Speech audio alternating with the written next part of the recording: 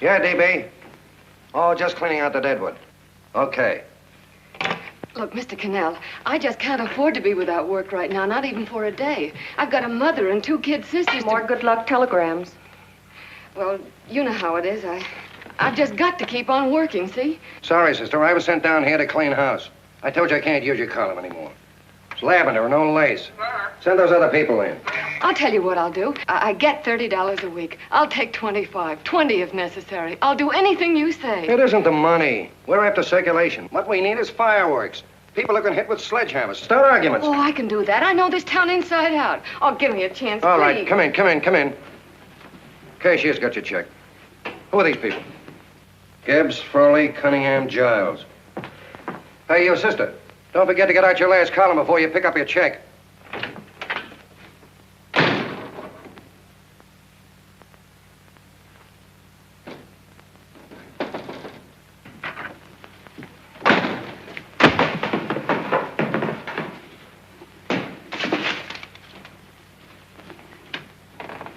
You're a couple of sticks shy in your column, man. Big rich slob like D.B. Norton buys a paper and 40 heads are chopped off.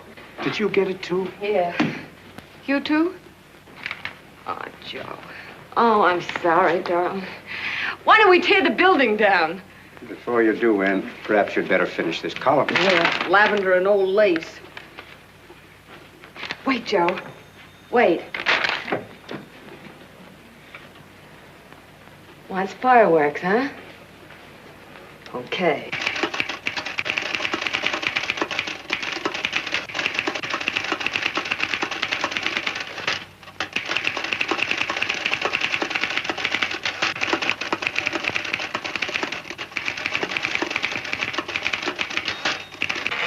Here.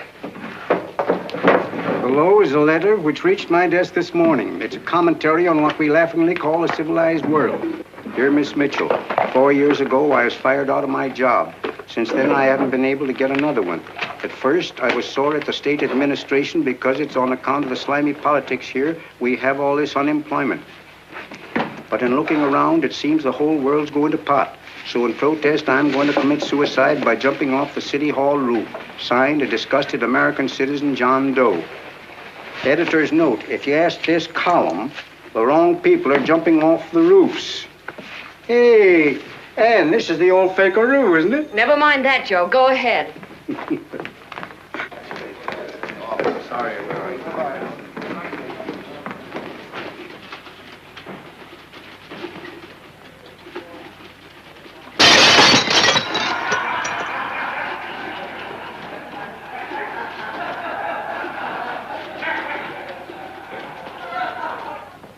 And it's because of the slimy politics that we have all this unemployment here. There it is.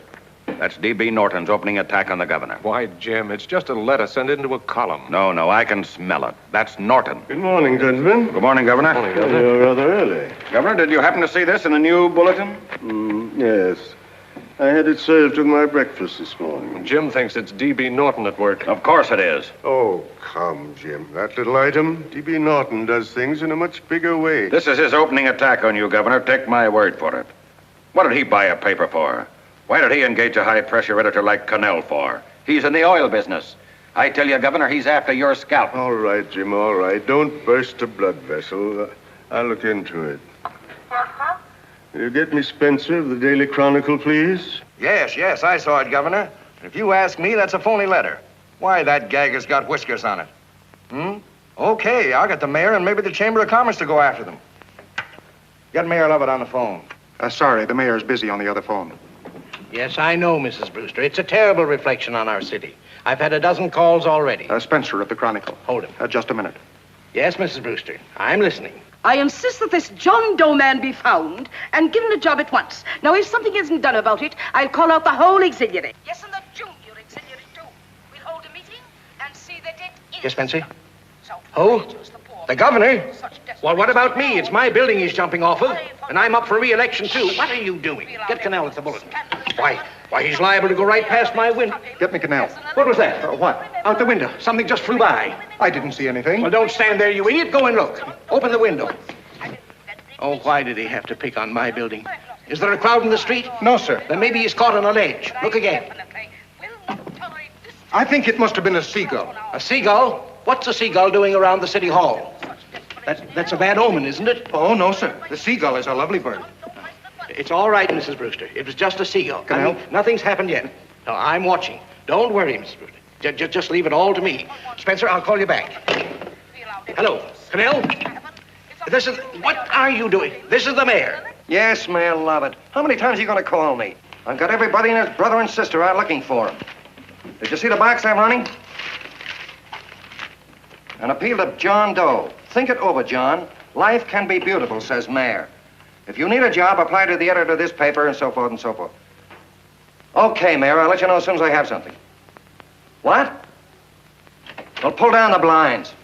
Went up to Miss Mitchell's house, boss. Boy, she's in a bad way. Where is she? Hey, do you know something? She supports a mother and two kids. What do you know about that? Did you find her? No. Her mother's awful worried about her. When she left the house, she said she was going on a roaring drunk.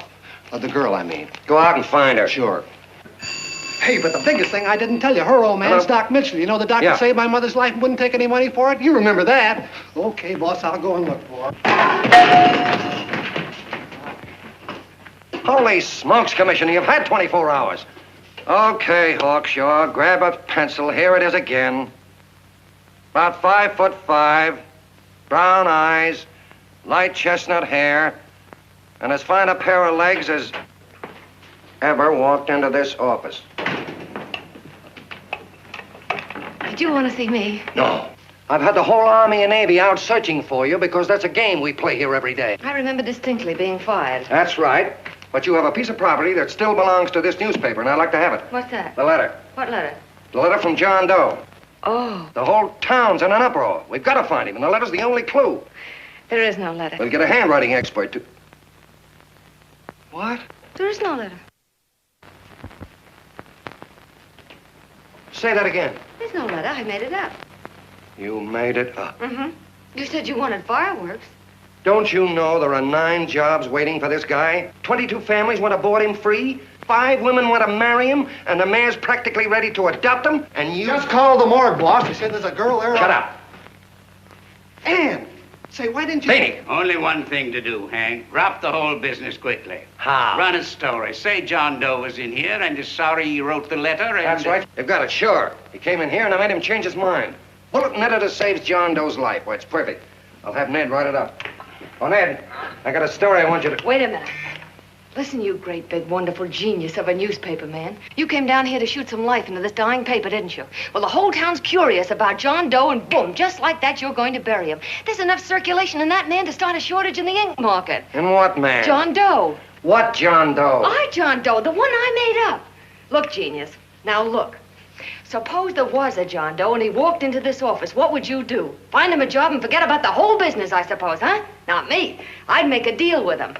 A deal? Sure, when you get hold of a stunt that sells papers, you don't drop it like a hot potato. Well, this is good for at least a couple of months. You know what I'd do? Between now and, let's say, Christmas when he's going to jump, I'd run a daily on. Starting with his boyhood, his schooling, his first job. A wide-eyed youngster facing a chaotic world. The problem of the average man, of all the John Does in the world. Now, then comes the drama. He meets discouragement. He finds the world his feet of clay. His ideals crumble. So what does he do? He decides to commit suicide and protest against the state of civilization. He thinks of the river, but no, he has a better idea. The city hall. Why? Because he wants to attract attention. He wants to get a few things off his chest, and that's the only way he can get himself heard. So? So he writes me a letter, and I dig him up. He pours out his soul to me. And from now on, we quote, I protest by John Doe. He protests against all the evils in the world. The greed, the lust, the hate, the fear. All of man's inhumanity to man. Arguments will start. Should he commit suicide or should he not? People will write in pleading with him. But no, sir. John Doe will remain adamant. On Christmas Eve, hot or cold, he goes. See? Very pretty. Very pretty indeed, Miss Mitchell. But would you mind telling me who goes on Christmas Eve? John Doe. What John Doe? The one we hire for the job, you lunkhead. Wait a minute. Let me get this through this lame brain of mine. Are you suggesting we go out and hire someone to say he's going to commit suicide on Christmas Eve? Is that it? Well, you're catching on. Who, for instance? Anybody. Beanie'll do. Why, sure. Who, me? Jump off a... Oh, no, any time at Christmas. I'm superstitious.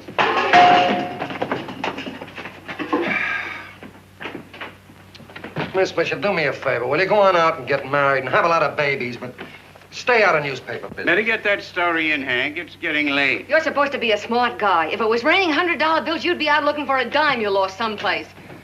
Holy smokes, wasting my time listening to this mad woman. Look, Chief, look at the Chronicle. It's running on John Doe. They say it's a fake. Why, the no good, the... John Doe story, amateur journalism.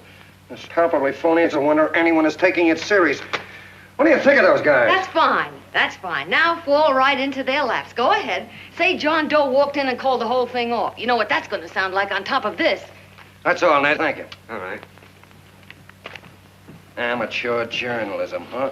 Why, that bunch of sophomores. I can teach them more about... Hey, boss, get a load of this. What? Look. What do they want? They all say they wrote the John Doe letter.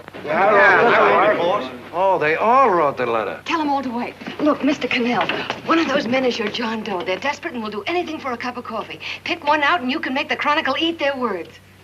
I'm beginning to like this. If you ask me, Hank, you're playing around with dynamite. No. The gal's right. We can't let the Chronicle get the laugh on us. We've got to produce a John Doe now. Amateur journalism, huh? I'll show those guys. Sure, and there's no reason for them to find out the truth either, because, naturally, I won't say anything. Okay, sister, you get your job back. Plus a bonus. What bonus? Oh, the bonus of $1,000 the Chronicle was going to pay me for this little document. You'll find it says, I, Ann Mitchell, hereby certify that the John Doe letter was created by me. I can read. Sorry. You think this is worth $1,000, do you? Oh, the Chronicle would consider it dirt cheap. Packs everything, including a gun. Okay, sister, you got yourself a deal.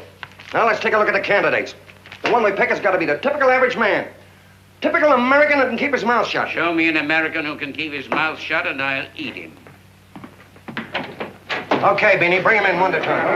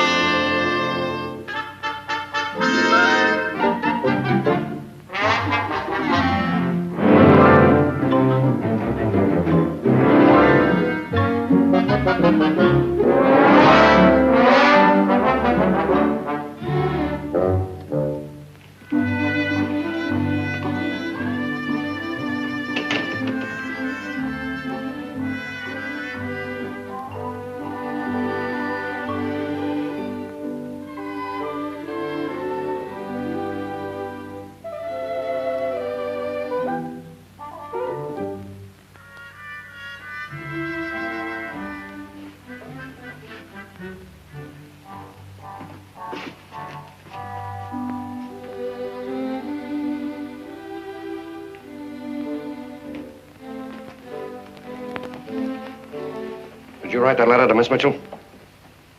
No, I didn't. What are you doing up here, then? Well, the paper says there were some jobs around loose. Thought there might be one left over. Had any schooling? Yeah, a little. What do you do when you work? I used to pitch. Baseball? Yeah, till my wing went bad. Where'd you play? Bush leagues, mostly. How about family? Got any family? No. Oh, just traveling through, huh? Yeah, me and a friend of mine. He's outside. Looks all right. Oh, it's perfect. A baseball player. What could be more American? I wish he had a family, though. Be less complicated without a family. Look at that face. It's wonderful. They'll believe him. Come on. What's your name? Willoughby. John Willoughby. Long John Willoughby, they called me in baseball. Would you like to make some money? Yeah, maybe. Would you be willing to say you wrote that letter and stick by it? I get the idea. Yeah, maybe. That's our man. He's made to order. I don't know. He don't seem like the kind of a guy that'd fall in line. When you're desperate for money, you do a lot of things, Mr. Connell. He's our man, I tell you. He's fainted. Get the water quickly. Hurry up, Pop. Oh. Right here, sit down. You all right? Yeah, I'm all right. How many is that, 6?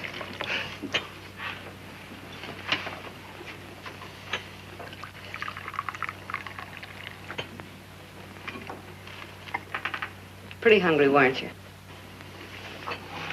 See, all this John Doe business is batty, if you ask me. Well, nobody asked you. Trying to improve the world by jumping off buildings. You couldn't improve the world if the buildings jumped on you. Don't mind the colonel. He hates people. He likes you well enough to stick around. Well, that's because we both play doohickeys. I met him in a boxcar a couple of years ago. I was fooling around with my harmonica, and he comes over and joins in. I haven't been able to shake him since.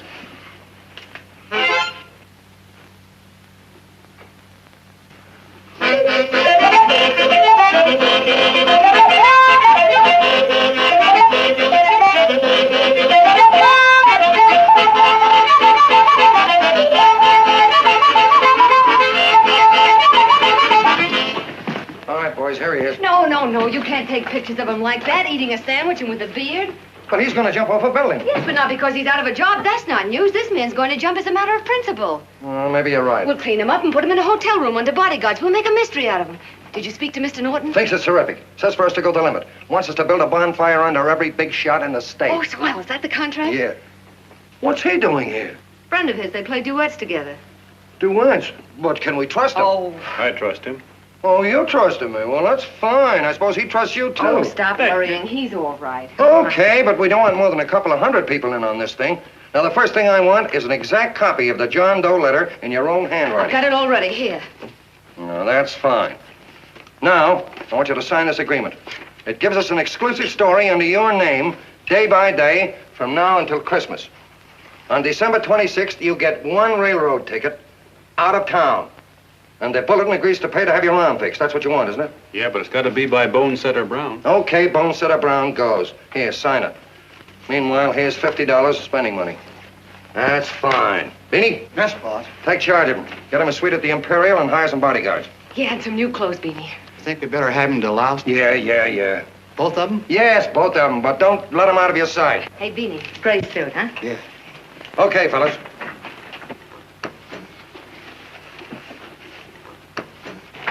Take it easy, John Doe. And you start pounding that typewriter. Oh, boy, this is terrific.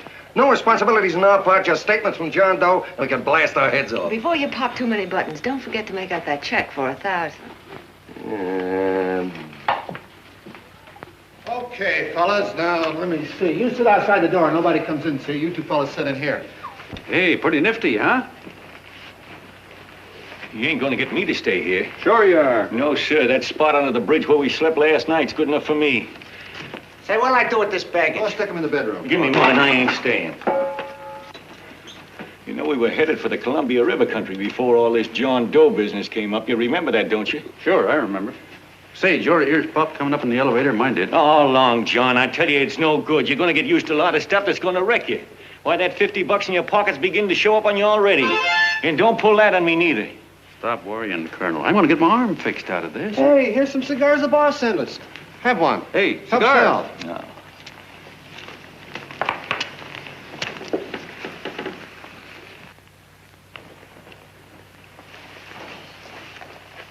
Say, I'll bet you even the major leaguers don't rate an outfit like this. Here, make yourself comfortable. Paper? I don't read no papers, and I don't listen to radios either. I know the world's been shaped by a drunken barber, and I don't have to read it. I've seen guys like you go under before. Guys that never had a worry. Then they got a hold of some dough and went goofy. The first thing that happens Hey, to did a you guy... get a load of the bedroom? No. The first thing that happens to a guy like that, he starts wanting to go into restaurants and sit down at a table and eat salads and cupcakes and tea. Boy, what that kind of food does to your system.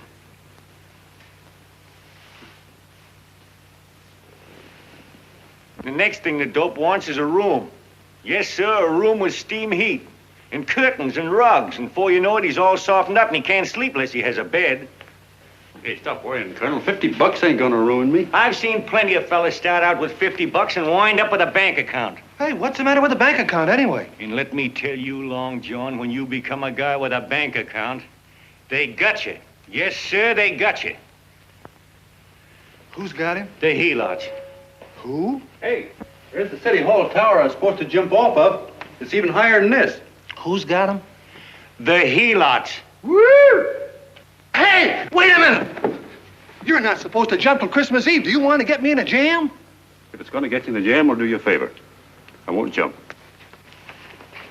And when they got you, you got no more chance than a road rabbit. Hey, who'd you say was going to get him? Say, is this one of those places where you ring if you want something? Yeah, just use the phone. Boy, I've always wanted to do this. Hey, Doc, look. Look, Doc. Give me that again, will you? Who's going to get him? The helots. Who are they? Listen, sucker, you ever been broke? Sure, mostly often. All right. You're walking along. Not a nickel in your jeans. You're free as the wind. Nobody bothers you. Hundreds of people pass you by in every line of business. Shoes, hats, automobiles, radios, furniture, everything. And they're all nice, lovable people. And they let you alone. Is that right? Then you get a hold of some dough, and what happens? All those nice, sweet, lovable people become helots. A lot of heels.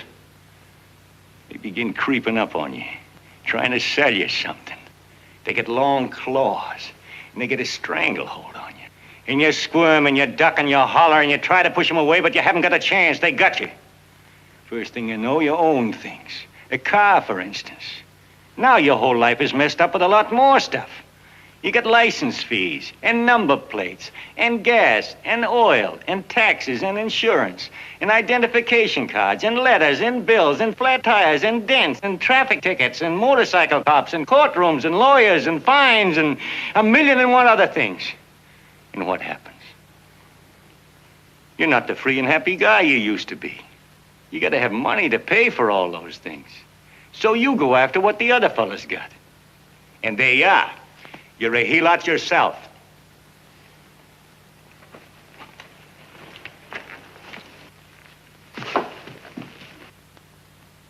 You win, Colonel. Here, take the 50.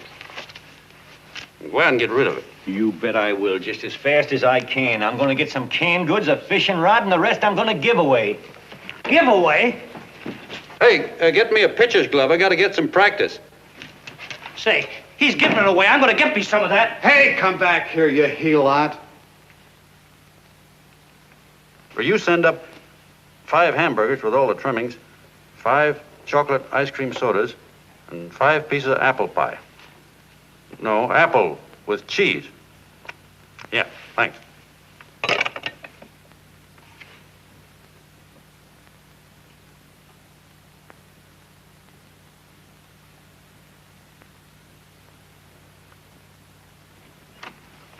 Hello there. Well, well. If it isn't the man about town. All set, Miss Ann. Oh, yes. Let's go. Let's see, we want some action in these pictures. Action? Mm-hmm. That's good. No. This man's going to jump off a roof. Oh. Here, wait a minute. Let me comb your hair.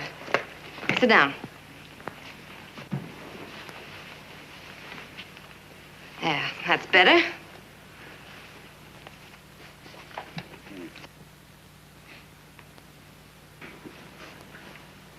You know, he's got a nice face, hasn't he? Yeah, he's pretty. Here, sit down. Quiet, egghead. All right, now a serious expression. Can't, I'm feeling too good. Oh, come on now. This is serious. You're a man disgusted with all of civilization. With all of it? Yes, you're sore at the world. Come on now. Oh, crabby guy, huh? Yeah. No.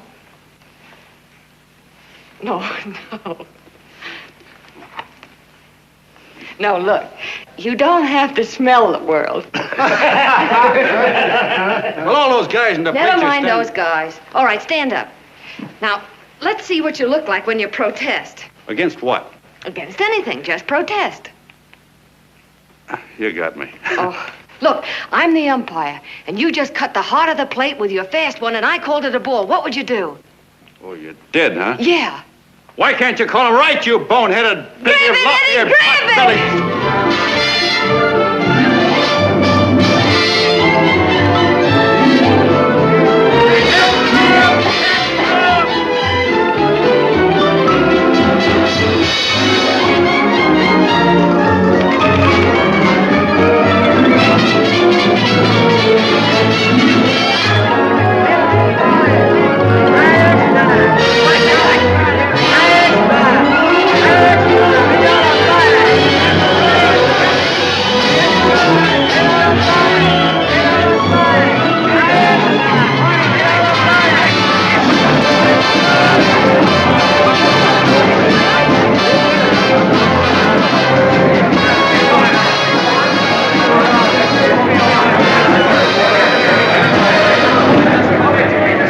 I don't care whose picture they're publishing.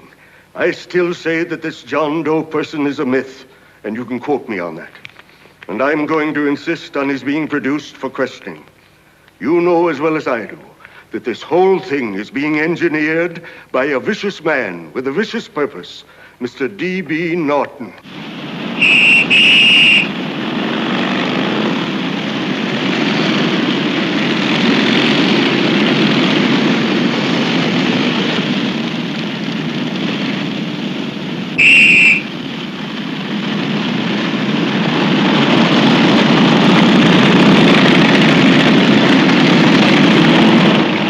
Connell and Miss Mitchell are at the house, sir. Oh, they are? All right, come on.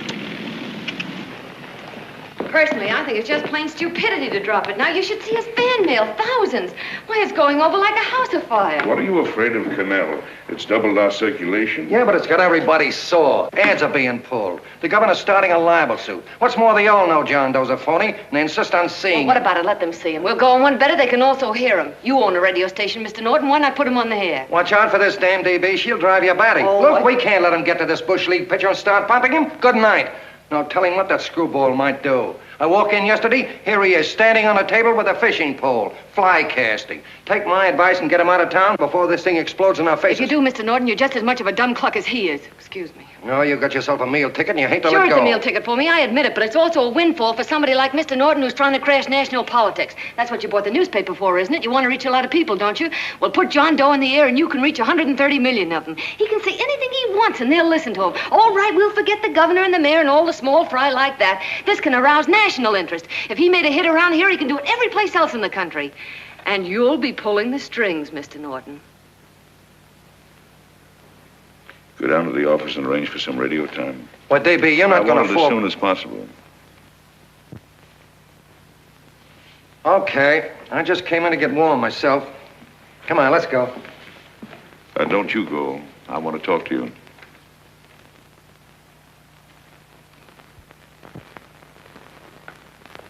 Sit down.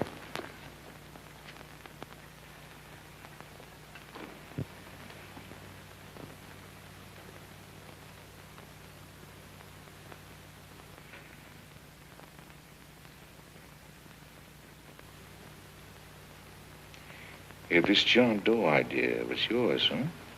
Yes, sir.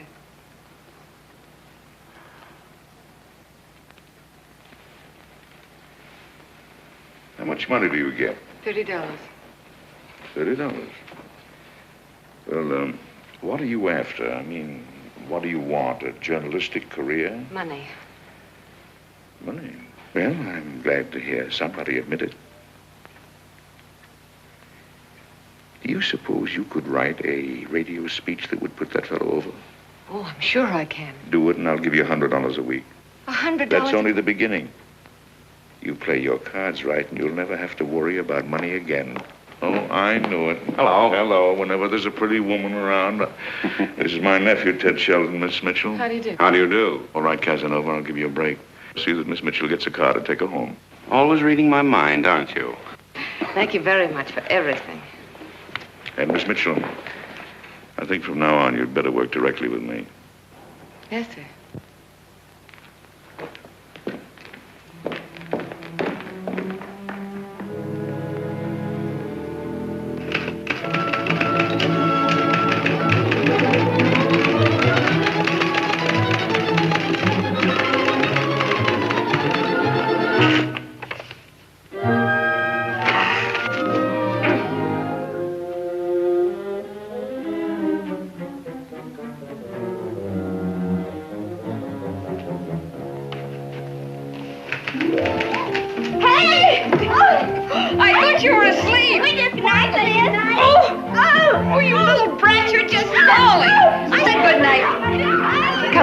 Children, it's past your bedtime. Go on, Mama. Come on.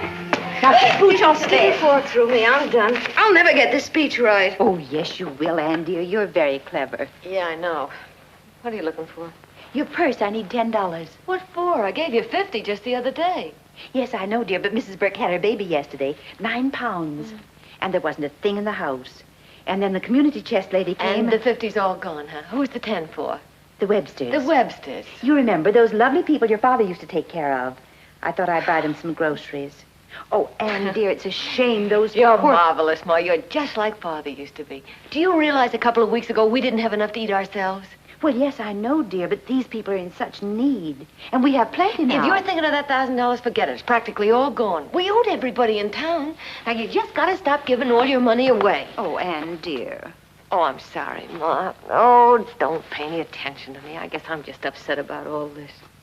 Gee whiz, here I am with a great opportunity to get somewhere, to give us security for once in our lives, and I'm stuck. If I could put this over, your Mrs. Burke can have 6 babies.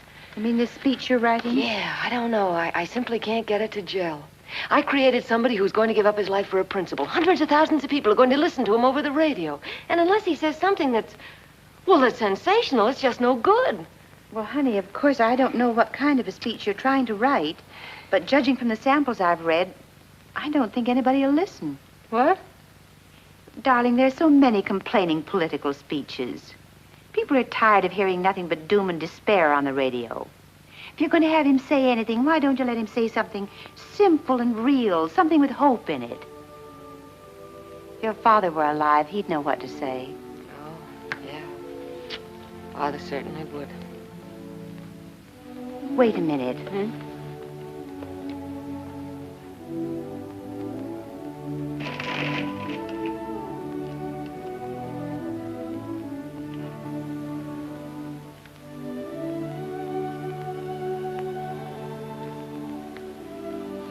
That's your father's diary, Anne. Father's... I never knew he had a diary. There's enough in it for 100 speeches. Things people ought to hear nowadays. You be careful of it, won't you, dear? It's always helped to keep your father alive for me. You bet I will, Ma. Wait a minute. John Doe don't want to sign no autographs. Well, what does he do all day? What does he do all day? He's writing out his memories. Sorry, lady, you can't see Mr. Doe. He wants to be alone. No, he just sits around all day and commutes with himself.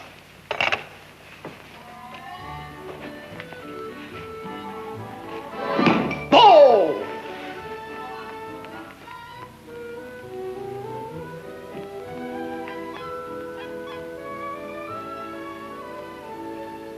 I don't know how you're going to stand it around here till after Christmas. I'll bet you ain't heard a train whistle in 2 weeks.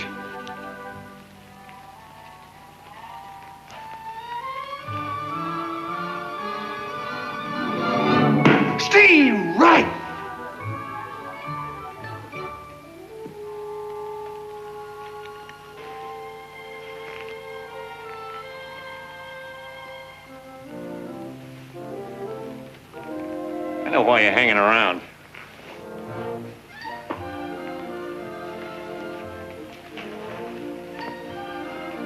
You're stuck on the girl. That's all a guy needs is to get hooked up with a woman.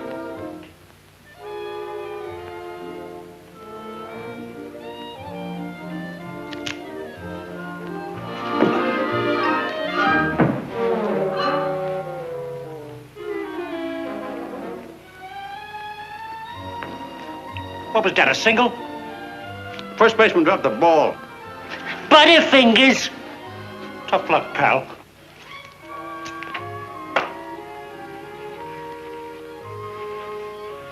Guy has a woman on his hands. First thing he knows, his life is balled up with a lot more things. Furniture.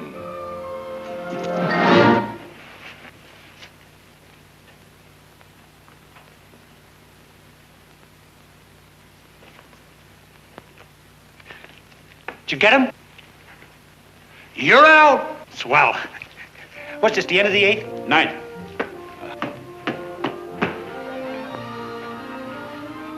Hey, Beanie, there's a couple of mugs from the Chronicle snooping around out here. Huh. Come on, Angel Face. Gangway. What's the score, Angel Face? 3-2, our favor. Gee, that's great.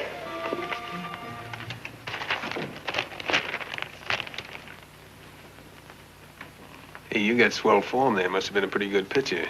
Pretty good. Say, I was just about ready for the major leagues when I chipped a bone in my elbow. I got it pitching a 19-inning game. 19? Yeah. There was a major league scout there watching me, too. And he came down after a game with a contract. You know what? I couldn't lift my arm to sign it. I'll be okay, though, as soon as I get it fixed up. It's too bad. What do you mean, too bad? Huh? Oh, that you'll never be able to play again. What are you talking about? I just told you I was going to get... Well, you know how they are in baseball if a guy's mixed up in a racket. Racket? What do you mean? Well, I was just thinking about this John Doe business. Why, as soon as it comes out it's all a fake, you'll be washed up in baseball, won't you? Yeah. Hey, doggone. I never thought about that.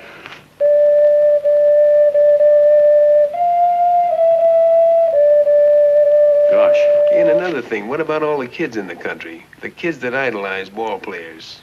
What are they going to think about you? Yeah. Hey, Colonel. Did you hear that? I gotta figure some way out of this thing. The elevators are still running. I know one way you can do it. How? Well, when you get up there on the radio, all you have to do is to say the whole thing's a frame-up. Make you a hero sure as you're born. Yeah, but how am I gonna get my arm fixed? Well, that's a cinch. I know somebody that'll give you $5,000 just to get up on the radio and tell the truth. $5,000? Yeah, $5,000, and he gets it right away. You don't have to wait till Christmas. Look out, Long John. They're closing in on you. Say, who's putting up this dough? Fellow runs the Chronicle. Here's the speech you make, and it's all written out for you. $5,000. Holy mackerel, I can see the helots coming, the whole army of them. It's on the level.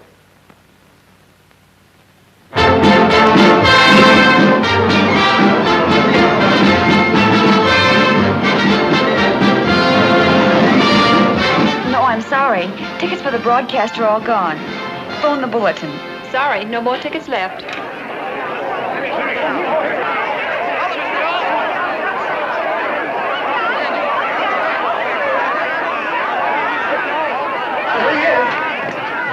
Hello, John. All set for the big night? Swell. Turn around.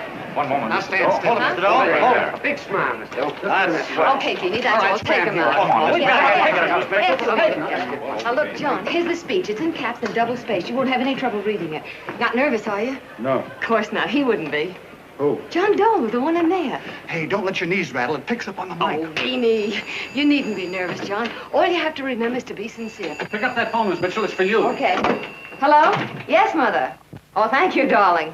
There he is, the poor dear man. Oh, good luck to you, Mr. Doe. We want you to know that we're all for you. The girls all decided that you're not to jump off any roof at all. Even if we have to, we'll stop it. You got the speech I gave you? Yeah. Now, look. I'll give this money to the colonel just as soon as you get started. We'll have a car waiting at the side entrance for you. Okay. How'd you get in here? Huh? Oh, I just came in to wish him luck. Come on, out. Mother says good luck, too. John, when you read that speech, please believe every word of it. He's turned out to be a wonderful person, John. Who? John Doe, the one in the speech. Oh. You know something? I've actually fallen in love with him.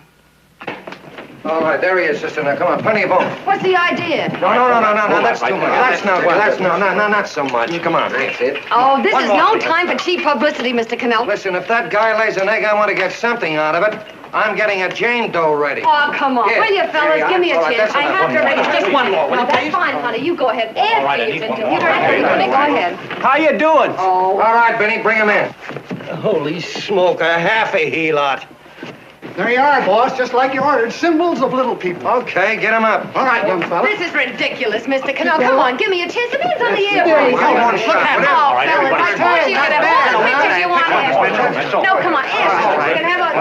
Come on, that's right. Afterwards, you can get all the pictures you want. Thank you very much. Come on, will you? Afterwards, that's right. Come on, Snooks, you better bail out. Okay, goodbye, Mr. Doe.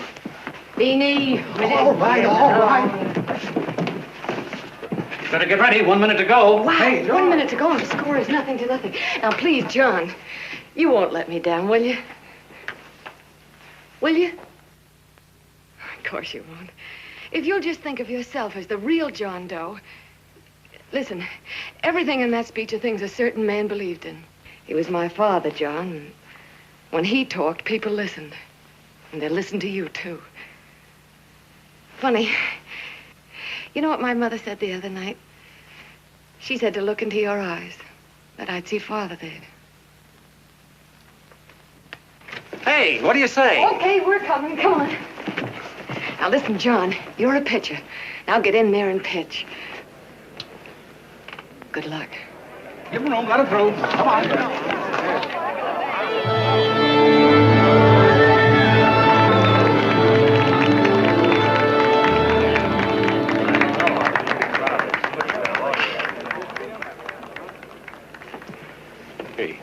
Let's get out of here. There's the door right there. Hey, what are you doing here? That's what I'd like to know. Come on, out. Hey, he's a friend of mine. Never mind, let him alone. He's all right. I'll be right over there pulling for you.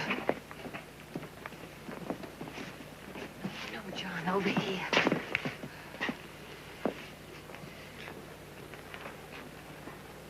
Stand by.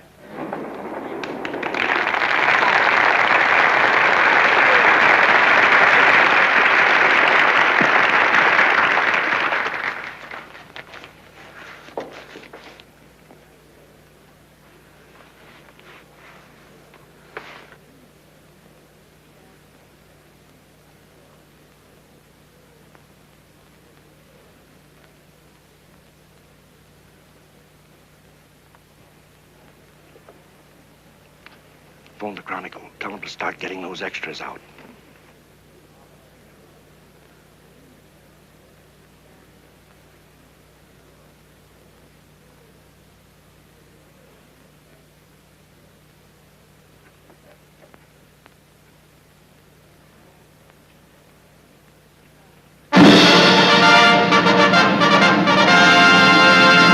And good evening, ladies and gentlemen. This is Kenneth Fry speaking for the new Bulletin. Tonight we give you something entirely new and different.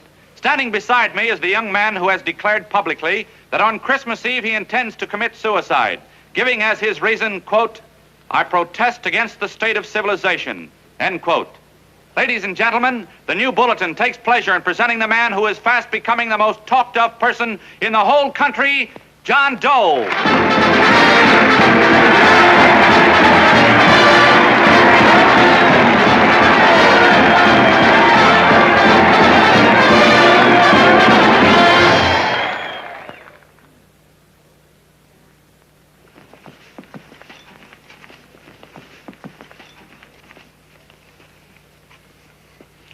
Ladies and gentlemen,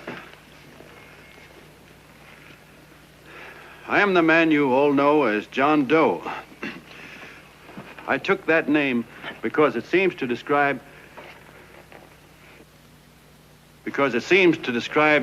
the average man. And that's me. And that's me. Well, it was me before I said I was going to jump off the city hall roof at midnight on Christmas Eve. Now I guess I'm not average anymore. Now I'm getting all sorts of attention. From big shots, too. We've been double-crossed. The mayor and the governor, for instance. They don't like those articles I've been writing. You're an imposter, young fella. That's a pack of lies you're telling. Who wrote that speech for you? Benny, get that car. Hey, Ken. Hey, what do you think you're getting? That's what I want to know. Publicity stuff from the Bulletin, that's what it is. Spencer. Ladies and gentlemen, the disturbance you just heard was caused by someone in the audience who tried to heckle Mr. Doe. The speech will continue.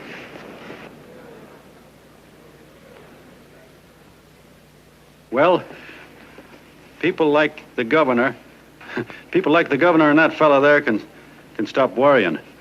I'm not going to talk about them. I'm going to talk about us, the average guys, the John Does. If anybody should ask you what the average John Doe is like, you couldn't tell him because he's 1,000,001 things. He's Mr. Big and Mr. Small. He's simple and he's wise. He's inherently honest, but he's got a streak of larceny in his heart. He seldom walks up to a public telephone without shoving his finger into the slot to see if somebody left a nickel there.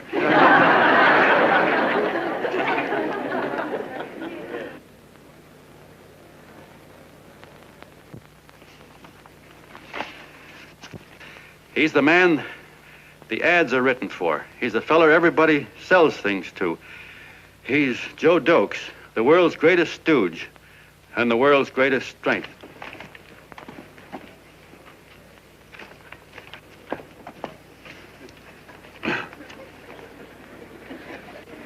Yes, sir. Yes, sir, we're a great family, the John Does. We are the meek who are supposed to inherit the earth. You'll find us everywhere. We raise the crops, we dig the mines, work the factories, keep the books, fly the planes, and drive the buses. And when a cop yells, "Stand back there, you," he means us, the John Does. Well, what kind of a speech is that? Didn't you read it? We've existed since time began. We built the pyramids. We saw Christ crucified, pulled the oars for Roman emperors, sailed the boats for Columbus, retreated from Moscow with Napoleon, and froze with Washington at Valley Forge. Yes, sir. We've been in there dodging left hooks since before history began to walk. In our struggle for freedom, we've hit the canvas many a time, but we always bounce back because we're the people, and we're tough.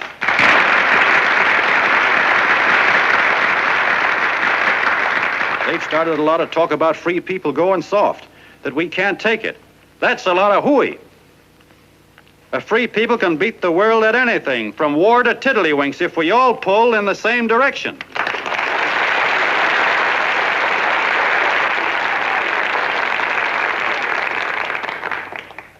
I know a lot of you are saying, "What can I do? I'm just a little punk. I don't count." Well, you're dead wrong. The little punks have always counted, because in the long run, the character of a country is the sum total of the character of its little punks.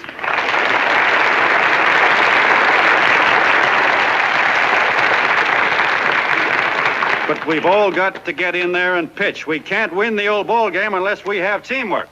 And that's where every John Doe comes in. It's up to him to get together with his teammate. And your teammate, my friends, is the guy next door to you. Your neighbor. He's a terribly important guy, that guy next door. You're going to need him, and he's going to need you, so look him up. If he's sick, call on him. If he's hungry, feed him. If he's out of a job, find him one. To most of you, your neighbor is a stranger, a guy with a barking dog and a high fence around him. Now, you can't be a stranger to any guy that's on your own team. So tear down the fence that separates you. Tear down the fence, and you'll tear down a lot of hates and prejudices. Tear down all the fences in the country, and you'll really have teamwork.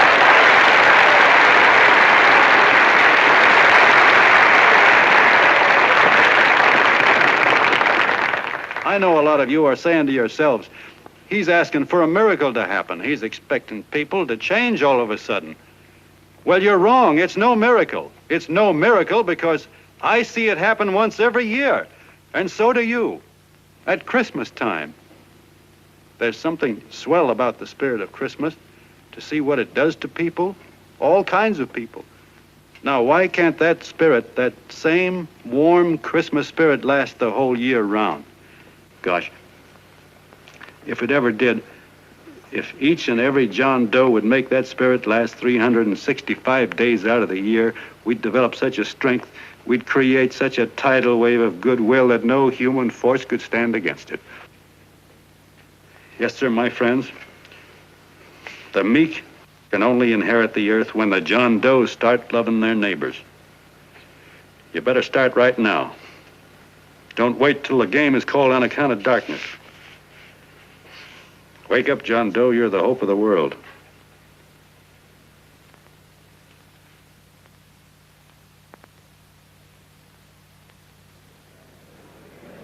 John, you were wonderful.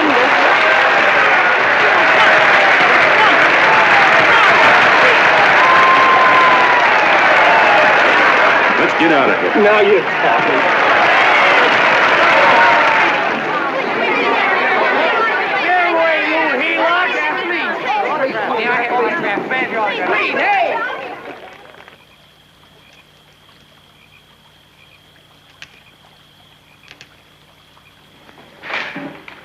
I knew you'd wake up sooner or later.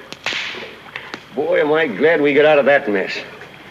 I had the $5,000 sewed up. Could have been on my way to old Doc Brown. You're a pitcher, John, she says. Now, go in there and pitch. What a sucker. Yeah, she's a heel-out just like the rest of them. It's lucky you got away from her. What was I doing up there making a speech anyway? Me, huh? Geez, the more I think about it, the more I could... Tear down all the fences. Why, if you tore one picket off of your neighbor's fence, he'd sue you. $5,000, had it right in my hand. What do you mean he ran away? Well, go after him, find him. That man is terrific.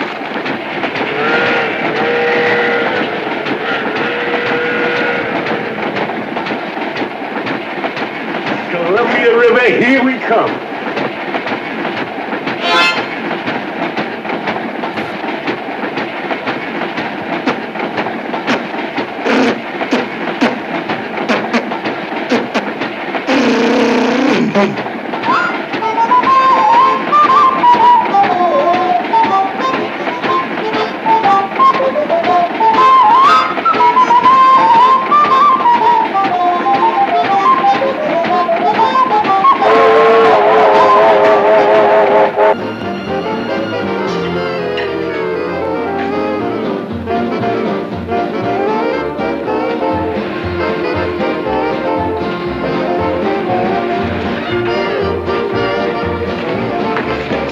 Jitterbugs. Yeah. Say, how much money we got left? 4 bits. Better make it donuts, huh? Yeah.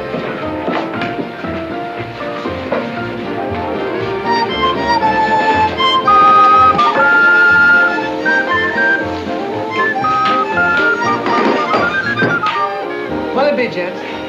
Have you got a couple of steaks about that big and about that thick? Yeah, with hash brown potatoes and tomatoes and apple pie and ice cream and coffee. And donuts, I know.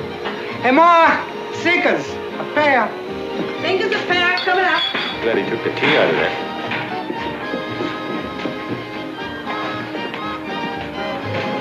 Hey, look. Join the John Doe Club. John Doe Club.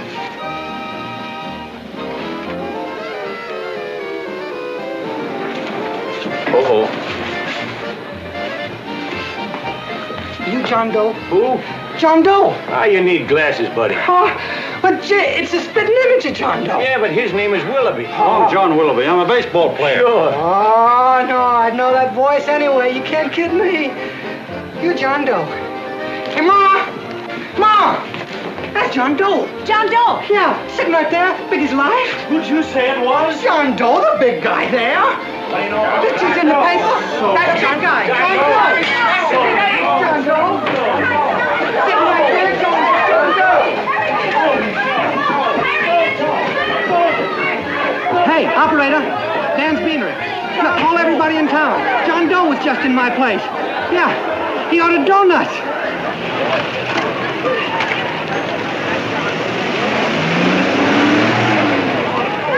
John Doe.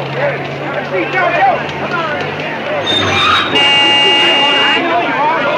You're all in to see John Doe. We're all neighbors. But my office is packed like a sardine box. What does John Doe look like, Mr. Mayor? Oh, he's one of those great big outdoor type men. No, you can't see him. You didn't vote for me the last time. Shame on you. What are you doing there? Get off my front porch anyhow. Mr. Norton come yet? Oh, well, I wonder where he's at. What's keeping him? He should have been here 15 minutes ago. Oh, there he comes now.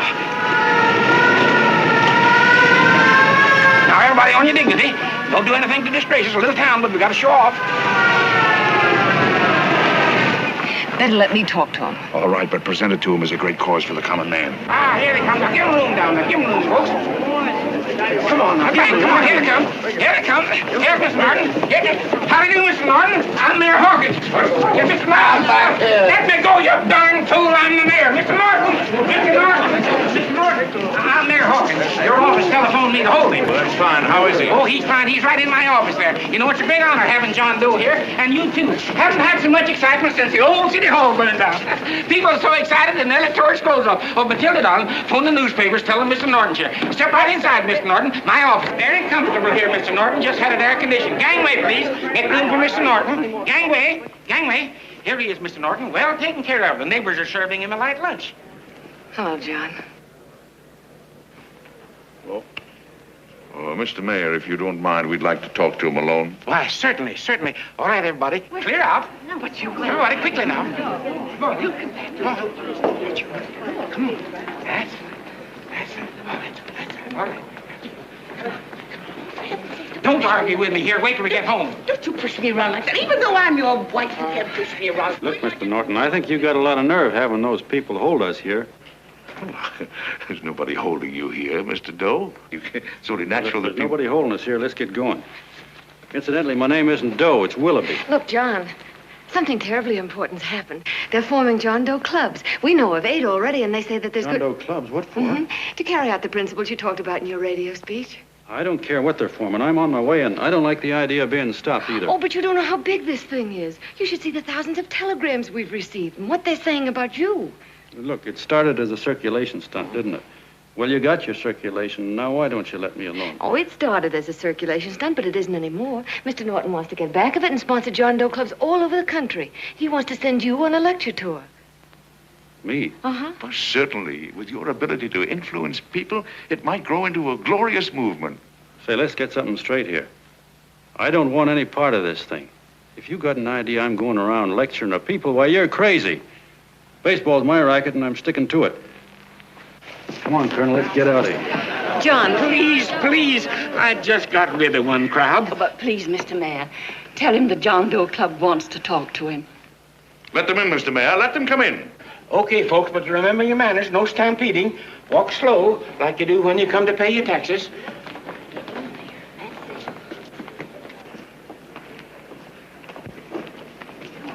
Okay. All right, give me a chance. Come right in. My name's Bert Hansen, Mr. Doe. I'm the head soda jerker at Schwabacker's drugstore. Well, sir, you see, me and my wife, we heard your broadcast, and we got quite a bang out of it, especially my wife. Kept me up half the night saying, that man's right, honey. The trouble with the world is nobody gives a hoot about his neighbor. That's why everybody in town's sore and cranky at each other. And I kept saying, well, that's fine, but how's a guy going to go around loving the kind of neighbors we got? Old Sourpuss, for instance. You see, Sourpuss Smithers is a guy who lives all alone next door to us. He's a cranky old man and runs a second-hand furniture store. We haven't spoken to him for years. I always figured he was an ornery old gent that hated the world because he was always slamming his garage door and playing the radio so loud he kept half the neighbors up. Well, anyway, the next morning I'm out watering the lawn and I look over and there's Sourpuss on the other side of the hedge straightening out a dent in his fender. And my wife yells to me out the window. She says, go on, speak to him, Bert. And I figured, well, heck, I can't lose anything, so I yelled over to him, good morning, Mr. Smithers. He went right on pounding his fender. Was I burned? So I turned around to give my wife a dirty look, and She said, louder, louder. He didn't hear you. So in a voice you could have heard in the next county, I yelled, good morning, Mr. Smithers. Well, sir, you could have knocked me over with a feather. Old Sourpuss turned around, surprised-like, and he put on a big smile, came over and took my hand like an old lodge brother, and he said, good morning, Hanson. I've been wanting to talk to you for years, only I thought you didn't like me. And then he started chatting away like a happy little kid, and he got so excited his eyes all... Well, Mr. Doe, before we got through, I found out Smithers is a swell egg, only he's pretty deaf, and that accounts for all the noises. And he says it's a shame how little we know about our neighbors. And then he got an idea, and he said, how's about inviting everybody someplace where we can all get together and know each other a little better? Well, I'm feeling so good by this time, I'm ripe for anything. So Smithers goes around the neighborhood inviting everybody to a meeting at the schoolhouse, and I tell everybody that comes in the store, including Mr. Schwarbecker, my boss. I'm talking too much. Well, I'll be doggone if over 40 people don't show up. Of course, none of us knew what to do, but we sure got a kick out of seeing how glad everybody was just to say hello to one another. Tell him about making Sourpuss chairman. Oh, yeah, we made Sourpuss chairman and decided to call ourselves the John Doe Club. And say, incidentally, this is my wife. Come here, honey. This is my wife, Mr. Doe. How do you do, Mr. Doe? Sourpuss is here, too. Oh, is he? This is Sourpuss, or excuse me, Mr. Smithers, Mr. Doe. That's all right. If you didn't call me Sourpuss, it wouldn't feel natural. Well, anyway, I guess nearly everybody in the neighborhood came except the Delaney's. The Delaney's live in a big house with an iron fence around it, and they always keep their blinds drawn. And we always figured that he was just an old miser that sat back counting his money, so why bother about inviting him? Until Grimes, the milkman, spoke up, and he said, say, you've got the Delaney's all wrong. And then he tells us about how they canceled their milk last week, and how when he found a note in the bottle, he got kind of curious-like, and he sort of peeked in under the blinds and found the house was empty. If you ask me, he says, they're starving. Old man Delaney has been bringing his furniture over to my place at night, one piece at a time, and selling it. Yeah. And, well, sir, a half dozen of us ran over there to fetch him, and we brought him to the meeting. And what a reception they got. Why, everybody shook hands with him and made a fuss over them, and, well, finally, Mr. and Mrs. Delaney just sat right down and cried. And then we started to find out about a lot of other people. Yeah, sure. Well, you know Grubel, for instance. Grubel's here. See? Yeah, that's a... Of course, you don't know Grubel, but he's the man that everybody figured was the worst no-account in the neighborhood because he was living like a hermit, and nobody would have anything to do with him. That isn't Little Murphy. The postman told us the truth. Why, Grubel, he says, he lives out of garbage cans because he won't take charity, because it'd ruin his self-respect, he says. Just like you said on the radio, Mr. Doe. Well, sir, about a dozen families got together and gave Grubel a job watering their lawns. Isn't that wonderful? And then we found jobs for 6 other people, and they've all gone off for relief. Yeah, and my boss, Mr. Schwarbecker, made a job in his warehouse for old man Delaney. And he gave you that $5 raise. Yeah, wasn't that swell? Why, Bert, I feel slighted. I'd like to join, but nobody asked me. I'm sorry, Mayor, but we voted that no politician could join. Just the John Does of the neighborhood, because you know how politicians are. Well, the reason we wanted to tell you this, Mr. Doe, was just to give you an idea of what you started. And from where I'm sitting, I don't see any sense in you jumping off any building. No. Well, thank you for listening. Goodbye, Mr. Doe. You're a wonderful man, and it strikes me you can be mighty useful walking around for a while. Hey, goodbye, Mr. Doe. Goodbye, Mr. Doe.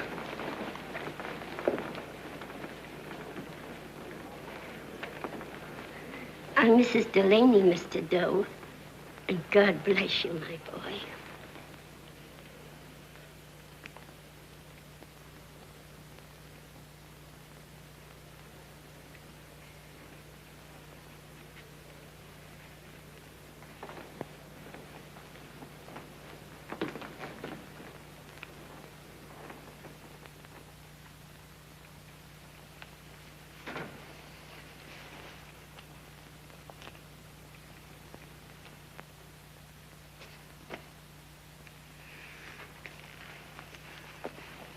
Gee whiz, I'm all mixed up. I don't get it. Look, all those swell people think I'm going to jump off a building or something. I never had any such idea. Gosh. The fellow'd have to be a mighty fine example himself to go around telling other people how to... Say, look, what happened the other night was on account of Miss Mitchell here. She wrote the stuff. Don't you see what a wonderful thing this can be? But we need you, John. You're hooked. I can see that right now. They got you. Well, I'm through. For 3 years, I've been trying to get you up to the Columbia River country. First, it was your glass arm. Then it was the radio. And now it's the John Doe clubs. Well, I ain't waiting another minute. Gangway, you helots. Hey, Colonel, wait a minute. Oh, please. Hey, Colonel! I want you personally to go along with John Doe and Miss Mitchell and handle the press and the radio. Me? Yes, I don't want to take any chances. And Johnson. Yes, Stevie. Your crew will do the mop-up job. They'll follow John Doe into every town, see that the clubs are properly organized and the charter's issued. Right. There are only 8 flags up there now. I want to see that map covered before we get through.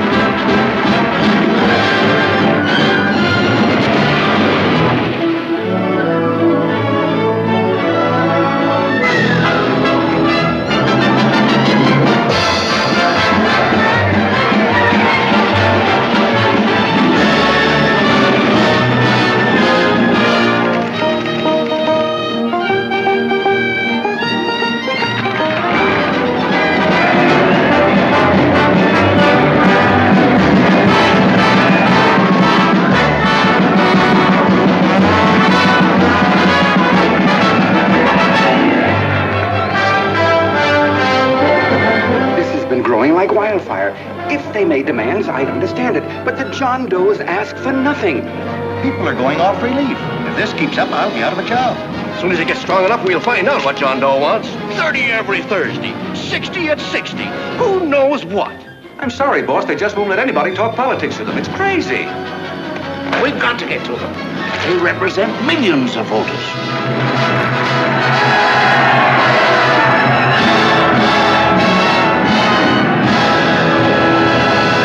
I tell you, ladies and gentlemen, this thing has been nothing short of a prairie fire. We've received so many applications for charters to the John Doe clubs, we haven't been able to take care of them. I'd hate to have that many pins stuck in me. This John Doe convention is a natural. It's going to put our city on the map. Why, over 2,400 John Doe clubs are sending delegates. Can you imagine that? You, Mr. Mayor, will be the official host. You will make the arrangements for decorating the city, parades, and a reception for John Doe when he gets home. And don't wear your high hat. No high hat? No high hat. And from you, Connell, I want a special John Doe edition every day until the convention is over. And now, if you will, please step into the outer office and look your prettiest because there are photographers there to take pictures of this committee. Don't worry, D.B. Everything will be taken care of. Isn't it all too wonderful? Gather down here in a nice group. I'll get a nice picture of you. Oh, Mr. Mayor, would you step down in front row, please? You ladies get close to him. That's it. Well, I don't get it. Get what? Look, D.B., I'm supposed to know my way around. This John Doe movement has cost you a fortune. Now, this convention is going to cost plenty. Well? Well, I'm stuck with 2 and 2, and I'm a sucker if I can make 4 out of it. Where do you come in? I'll have the satisfaction of knowing that my money has been spent for a worthy cause. I see. I better stick to running the paper, huh? I think maybe you better had. And Connell, I'd like to have the John Doe contract, all the receipts for the money we advanced him, and the letter Miss Mitchell wrote, for which I gave her $1,000. Yes, sure. Well, we leave for the airport, half an hour. Is that Johnny boy's room? Better hustle him up. He'll be ready on time. He's packing. Ah, good. Did you see his picture on the cover of Time? Yeah. I gotta give you credit, Annie girl. I've handled a good many big promotions in my time. Everything from a World's Fair to a channel swimmer. But this one has certainly got me spinning. And now a John Doe convention. Wow. Say, if you could only get him to jump off the City Hall roof on Christmas Eve, I'd guarantee you 500,000 people there. Charlie. Hmm? What do you make of him? Oh, Johnny boy? Well, I don't know what angle you want, but I'll give it to you quick. Number one, he's got great yokel appeal, but he's a nice guy. Number two, he's beginning to believe he really wrote that original suicide letter that you made up. Number three, he thinks that you're Joan of Arc or something. Yeah, I know. Number four, well, you know what number four is. He's nuts about you. Yeah, it's running out of his ears. You left out number 5. We're all heels, me especially. Holy smoke. Come in.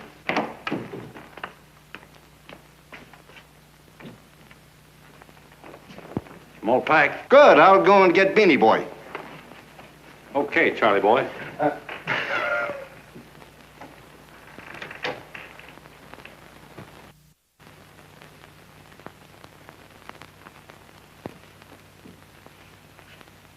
Can I help you pack? No, thank you.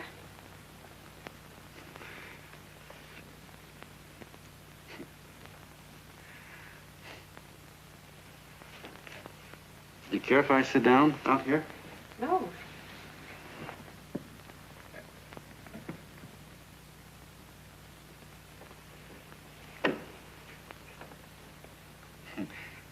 You know, I had a crazy dream last night. It was about you. About me? Yeah, sure was crazy. I dreamt I was your father.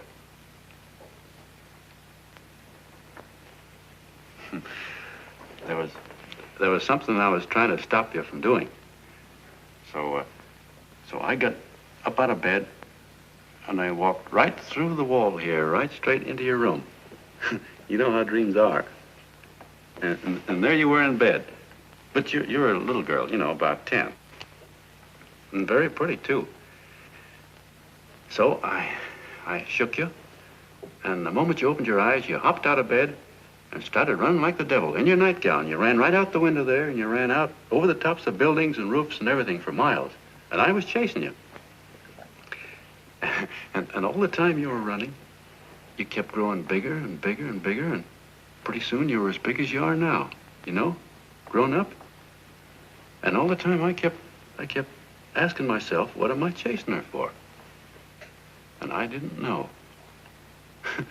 Isn't that a hot one? Well, anyway, you ran into some place, and then I ran in after you, and when I got there you were getting married. And the nightgown had changed into a beautiful wedding gown. You sure look pretty, too. And then I knew what it was I was trying to stop you from doing. Dreams are sure crazy, aren't they? Well, would you like to know who it was you were marrying? Oh, a tall, handsome Ubangi, I suppose. No, not that bad. It was that fellow that sends you flowers every day. Yeah, what's his name? Mr. Norton's nephew? Ted Sheldon. Yeah, that's the one. But here's the funniest part of it all. I was the fellow up there doing the marrying, you know, the justice of peace or something. You were? I thought you were chasing me. Well, yes, I was, but I was your father then, you see. But the real me, John Doe, or that is, Long John Willoughby, I was the fellow up there with the book. You know what I mean? I guess so. Then what happened? Well, I took you across my knee and I started spanking you. That is, I didn't do it. I mean, I did do it, but it wasn't me, you see. I was your father then. Well, I held you across my knee and I said, Annie, I won't allow you to marry a man that's just rich or that has his secretary send you flowers. The man you marry has got to swim rivers for you. He's got to climb high mountains for you. He's got to slay dragons for you. He's got to perform wonderful deeds for you. Yes, sir. And all the time, the guy up there, you know, with the book, me, just stood there nodding his head. And he said, go to it, Pop.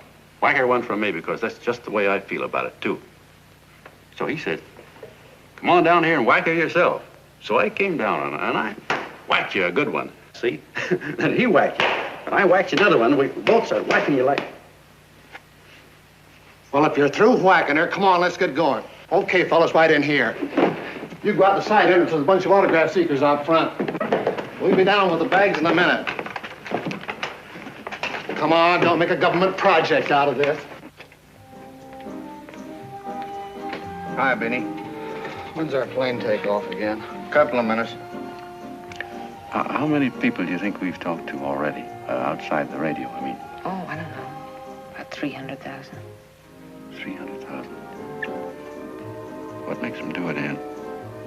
What makes them come and listen and get up their John Doe clubs the way they do? I've been trying to figure it out. Look, John, what we're handing them are platitudes. Things they've heard 1,000,000 times. Love thy neighbor, clouds have silver linings, turn the other cheek. It's just a... Yeah, I heard them 1,000,000 times, too, but there you are. Maybe they're like me, just beginning to get an idea what those things mean. You know, I never thought much about people before. They were always just somebody to fill up the bleachers. And the only time I worried about them is when they didn't come in to see me pitch. You know, lately I've been watching them when I talk to them. I could see something in their faces. I could feel that they were hungry for something. You know what I mean? Maybe that's why they came. Maybe they're just lonely and wanted somebody to say hello to. I know how they feel.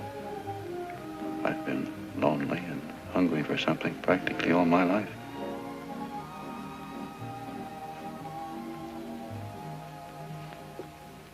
All aboard, folks. Yeah, that's true. Oh, somebody else sitting here? No, that's your seat. And this is your coat. Mine? A little token of appreciation. Oh, it's beautiful, D.B. Well, I don't quite know what to say. Well, don't say anything at all. Just sit down. Oh. Go ahead, open it. Oh, it's lovely. And a new contract goes with it. Well, come on, spring it. You've got something on your mind. It must be stupendous. You know, that's what I like about it. Right to the point, like that. All right, Practical Annie, here it is. Tomorrow night, before a crowd of 15,000 people and talking over a nationwide radio hookup, John Doe will announce the formation of a third party. A third party? Yes, the John Doe Party, devoted entirely to the interests of all the John Does all over the country, which practically means 90% of the voters. He will also announce the third party's candidate for the presidency, a man whom he personally recommends, a great humanitarian, the best friend the John Does have. Mr. D.B. Norton. Yes.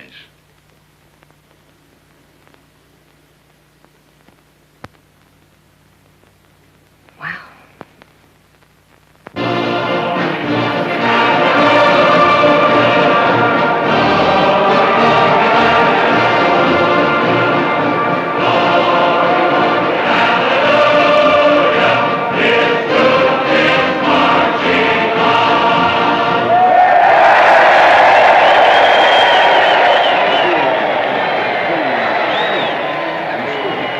The opening of the convention is hours off. The delegates are already pouring into the ballpark by the droves, with lunch baskets, banners, and petitions asking John Doe not to jump off any roof. No matter how you look at it, it's still a phenomenal movement. These John Does, or the hoi polloi, as you've heard people call them, have been laughed at and ridiculed, but here they are, gay and happy, having traveled thousands of miles, their expenses paid by their neighbors, to come here to pay homage to their hero, John Doe. And in these days of wars and bombings, it's a hopeful sign that a simple idea like this can sweep the country. An idea based on friendliness, on giving and not taking, on helping your neighbor and asking nothing in return. And if a thing like this can happen, don't let any of your grumbling friends tell you that humanity is falling apart. This is John B. Hughes, signing off now and returning you to our main studio until 9 o'clock, when the convention will officially open. John, come in. Say, I'm kind of... It's raining out a little. That's all right. It's good to see you. Sit down. Thanks.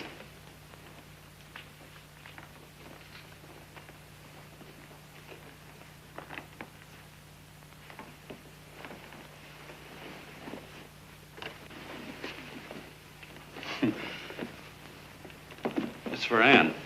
Oh, how nice. Thank you very much. Flowers. I'm terribly sorry she isn't here. She isn't? No, she just left. I'm surprised you didn't run into her. She went over to Mr. Norton's house. Oh. Did you want to see her about something important? Yeah. Well, no, it'll wait. Say, he's a nice man, isn't he? Mr. Norton, I mean. He's done an awful lot for the...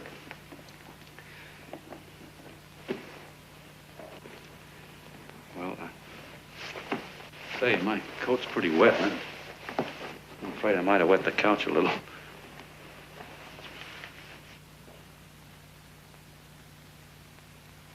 Well, I guess I'll see her at the convention later. Yes, of course. I'll see that she gets the flowers. Thanks. Good night, Mrs. Mitchell. Good night, John.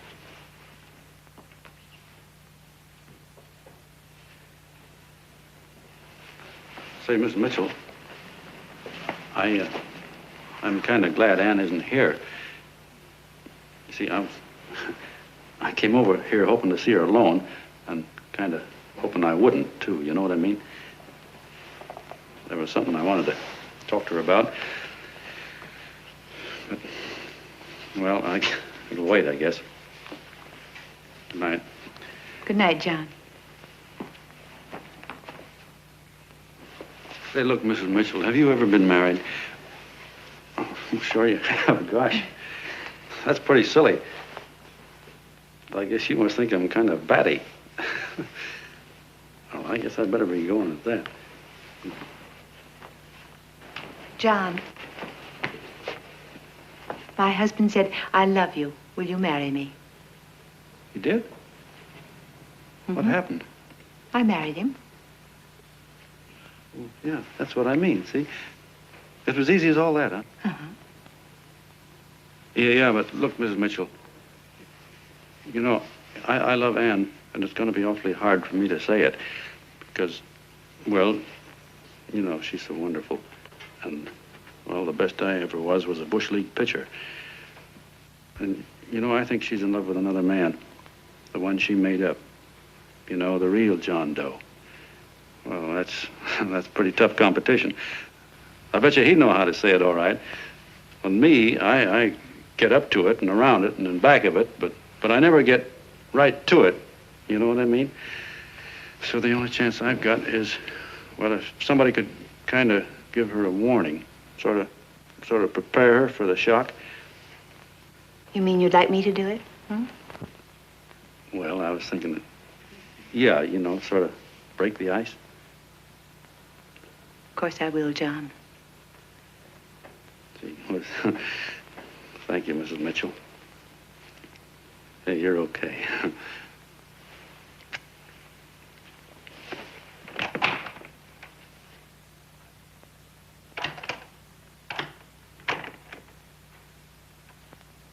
This John Doe meeting is going to be one of the biggest things that ever happened. Why, they're coming from all over. Trains, boxcars, wagons. Look out! Hello, bodyguards. Hey, had your dinner yet? No, Jeff. Oh, that's all right. Well, look, no, go ahead and have your dinner. Wait a minute, John.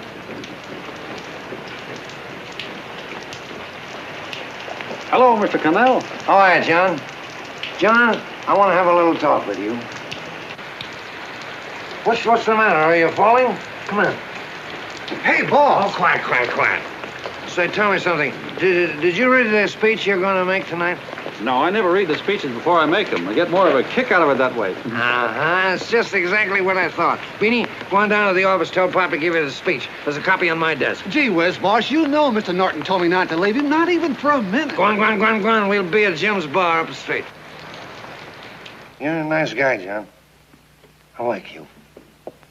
You're gentle. I always like gentle people. Me, I'm hard.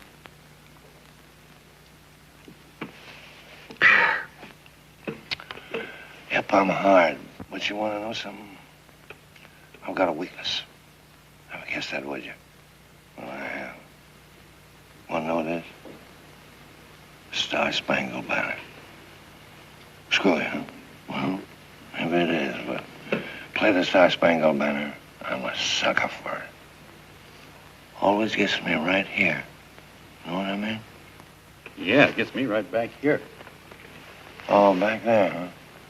Well, every man to his own taste. You weren't old enough. You weren't old enough for the World War, were you, Jim? No, of course not. No, you must have been just kidding. I was just ripe and raring to go. You know what my old man did when I joined up? He joined up, too. Got to be a sergeant. And here's a kick for you. We were in the same outfit. Funny, huh? Hmm?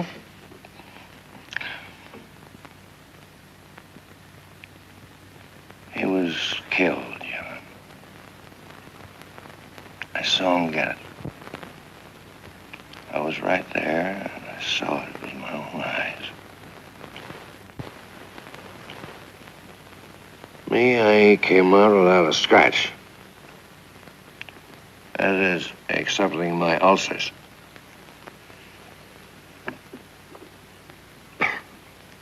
I should be drinking milk, you know. This stuff is poison. Hey, Tubby. Yes, Mr. Connell? What do you say, huh? All right. Yep, I'm a sucker for this country. I'm a sucker for the Star-Spangled Banner, and I'm a sucker for this country.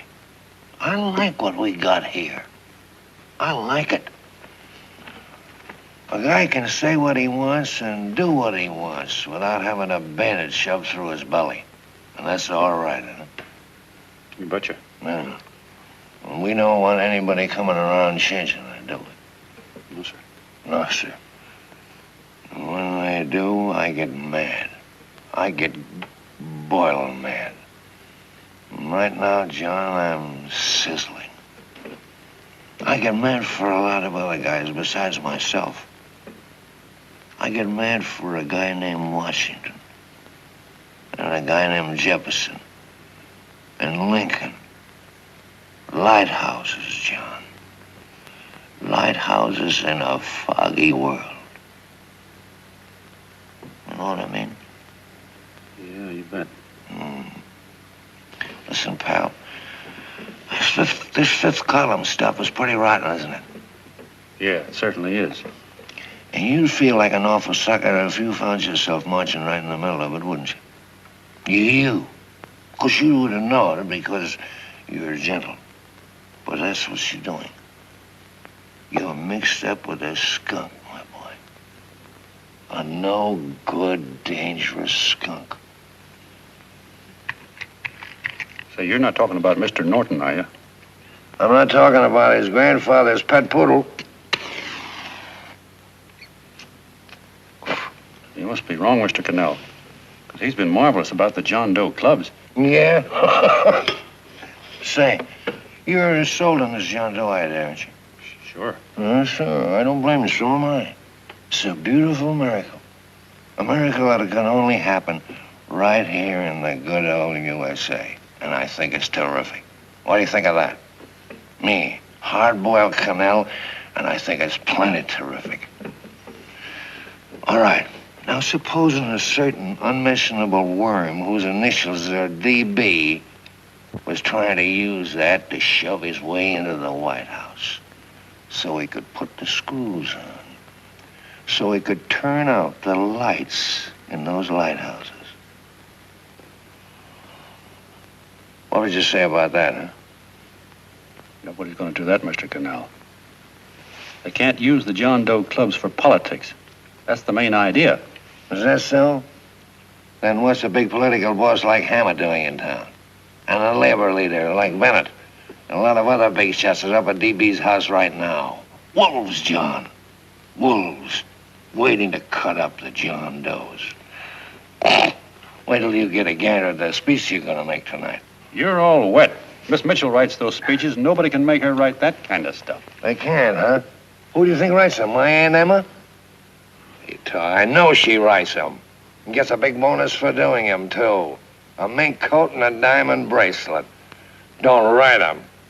Why, that gold-grabbing dame would double-cross her own mother for a handful of Chinese yen. Shut up. If you weren't drunk, I'd... Hey, boss. Here's the speech, boss. Hey. Go on and read it, John, and then start sucking. Hey, wait a minute, Mr. Doe. Tubby? Yes, sir. Better bring me a glass of milk. I'm smoking too much. Yes, Charlie? Got everything all set? Fine. John Doe been taken care of? Good. How many people do you think will be there? 15,000? Oh, my, that's fine. Now, listen, Charlie. As soon as John Doe stops talking about me, I want you to start that demonstration. And make it a big one, you understand? Don't worry about that, DB. My boys are there. They'll take care of it. What? Yes, I'll be there 15 minutes after I get your call. Why, Mr. Doe. Where are they? In the dining room, sir.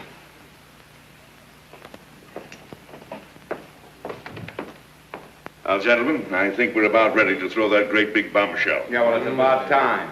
Even a conservative estimate shows that we can count on anywhere between 10 and 20 million John Doe votes. Now, add to that the labor vote that Mr. Bennett will throw in, and the votes controlled by Mr. Hammett and the rest of you gentlemen in your own territories, and nothing can stop us. As I said before, I'm with you, providing you can guarantee the John Doe vote. Don't worry about that.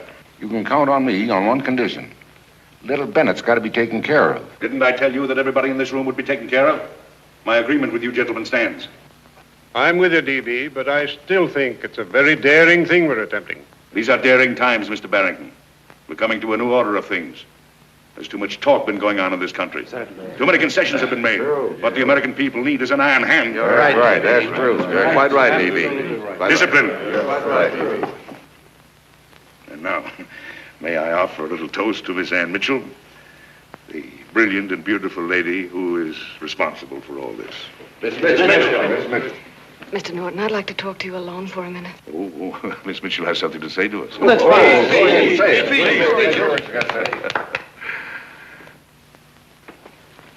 Hello.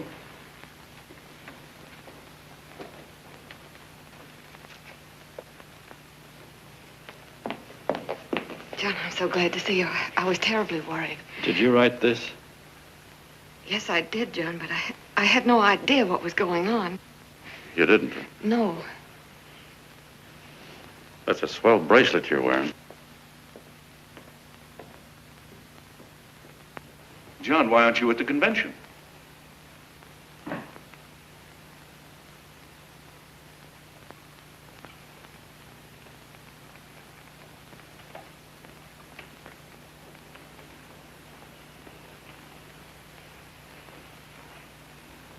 Is there anything wrong?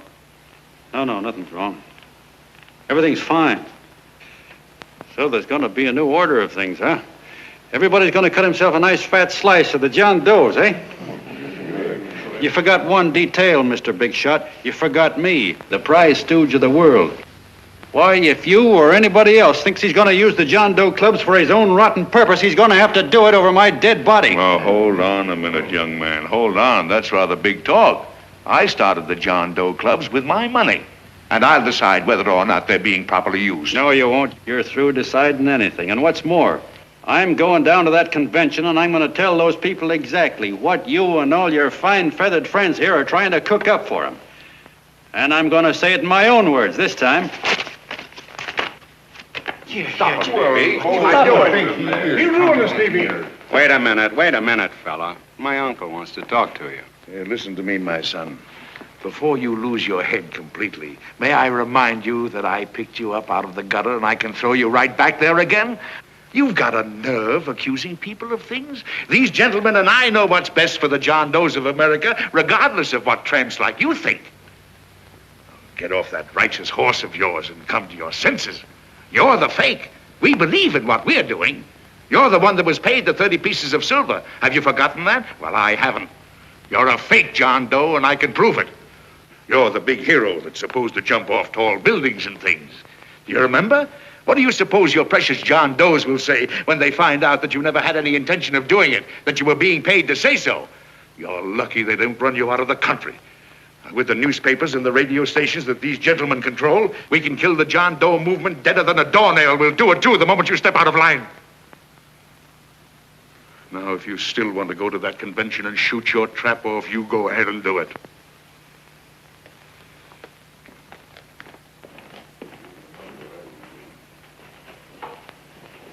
You mean to tell me you'd try to kill the John Doe movement if you can't use it to get what you want?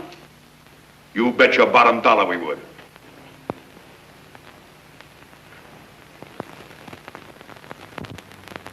Well, that certainly is a new low. I guess I've seen everything now. You sit there back of your big cigars and think of deliberately killing an idea that's made millions of people a little bit happier. An idea that's brought thousands of them here from all over the country, by bus and by freight and jalopies and on foot, so they could pass on to each other their own simple little experiences. Why, look, I'm just a mug and I know it, but I'm beginning to understand a lot of things. Why, your type's as old as history. If you can't lay your dirty fingers on a decent idea and twist it and squeeze it and stuff it into your own pocket, you slap it down. Like dogs, if you can't eat something, you bury it. Why, this is the one worthwhile thing that's come along. People are finally finding out that the guy next door isn't a bad egg. That's simple, isn't it? And yet a thing like that's got a chance of spreading till it touches every last doggone human being in the world, and you talk about killing it. Why, when this fire dies down, what's going to be left? More misery, more hunger, and more hate. And what's to prevent that from starting all over again? Nobody knows the answer to that one, and certainly not you with those slimy, bollocksed-up theories you got. The John Doe idea may be the answer, though. It may be the one thing capable of saving this cockeyed world, yet you sit back there on your fat hulks and tell me you'll kill it if you can't use it. Well, you go ahead and try. You couldn't do it in a million years with all your radio stations and all your power, because it's bigger than whether I'm a fake. It's bigger than your ambitions, and it's bigger than all the bracelets and fur coats in the world. You bet it is, John. And that's exactly what I'm going down there to tell those people. A minute, you ungrateful rat. My uncle's been too good to you. He's getting away. Give me the bulletin. John! I've always told you, D.B., you're playing with dynamite. Which way? All right, now, get away. Before he gets through tonight, he'll ruin it all. Now, stop him cold. Don't worry, I've been ready for this. John! Oh, John, please listen to me. Please, I can explain everything, John. I didn't know what they were going to do. Let me go with you, John. John, please. Go ahead, driver. The ballpark. Explain it to you, John. Please let me go with you. Please. John! Mr. Martin wants to see you. Listen to me, Mayor Lovett. You do as I say. I want them both arrested. You tell the police department to pick up Connell. I've got the girl here. I've got the bullet. I don't care what you charge him with. If you're worried, let him go in the morning, but keep him in jail overnight. Hello, Bulletin. Put that wire on.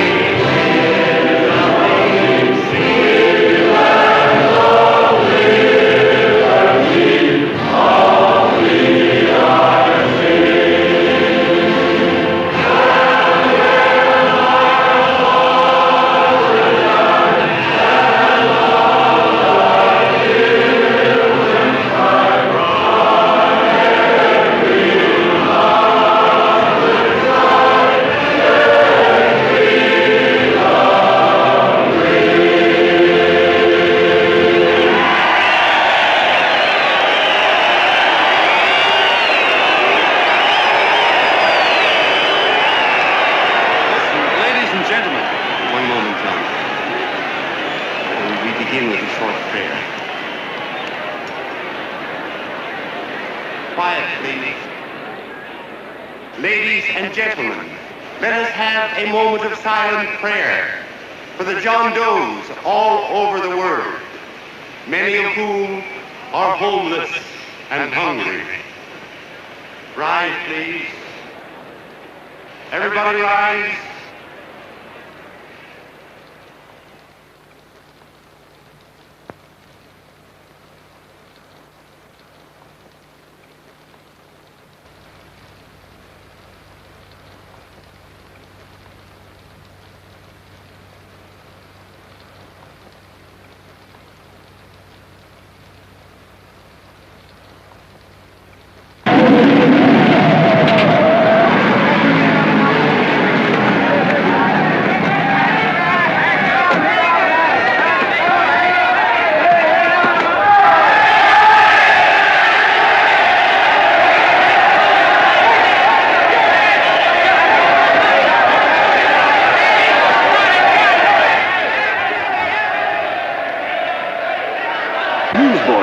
Hundreds of yelling newsboys are swarming into the park like locusts. They're yelling John Doe's a fake. Fake.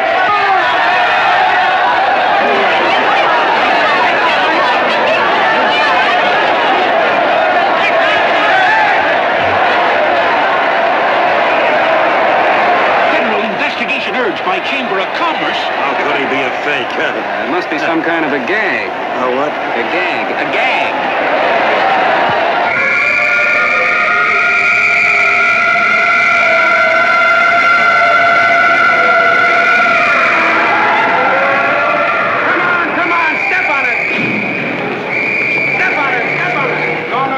Now, so let's get going. Wait for the thing. Hey, miss, will you autograph my balloon? Sure.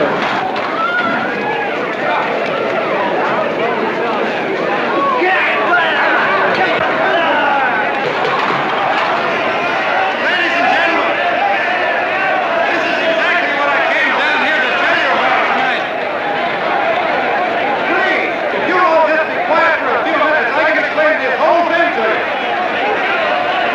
As you all know, this paper is published by a man by the name of D.B. Norton. Mr. D.B. Norton. Look at anybody. Wait a minute.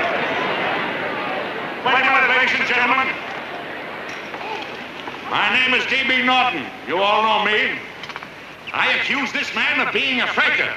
We've been taken for a lot of suckers, and I'm the biggest of the lot. I spend a fortune backing this man in what I believe to be a sincere and worthy cause, just as you all did.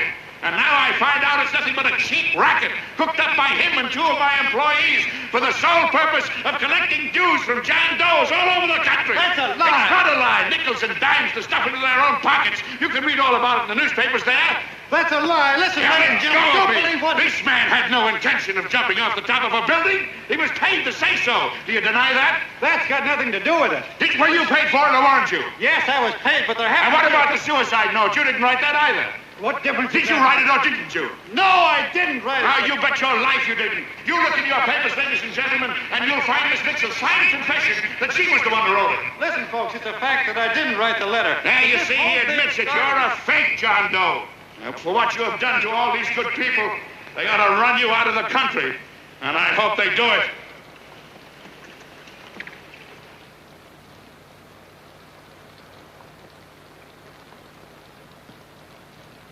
Speak up, John. We believe you. Please, listen, folks. Now that he's through shooting over his face, I've got a couple of things to tell you about. Come on, the rest of you get in here and riot. Break this crowd up. Come on. I'm sorry, folks, but we can't hear him anymore. Something's gone wrong with the loudspeakers. John Doe's a fake. Boo! Say, they can't hear me. Boo! This thing's not working. Ladies and gentlemen.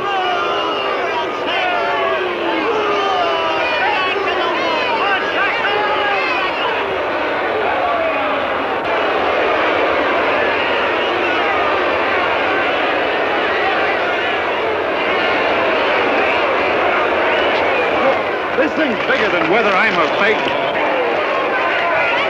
Look, Bert, you believe me, don't you? Sure. I believe you. walking my legs off thinking up 5,000 signatures for a phony. Well, there you are, Mr. Doe. 5,000 names asking you not to jump off any roof. It makes no difference, Bert. The idea's still good. We don't have to give up our club. Yeah, well, you can have it. They're starting to throw things. Somebody's going to get hurt. I'm afraid it'll be John Doe. Listen to that mob. I've got to go to him. All right, lady. Can't let you out. Let me go. I want to go to him. Oh, please. Please let me go. They're crucifying him. I can help him. Sorry, sister. We got orders to hold. Orders from who? Can't you see it's a framer? And oh, mother, they won't let me go. They won't let me go. Listen to me. You gotta listen to me, everybody. Back to the jungle, you hobo! Just another racket.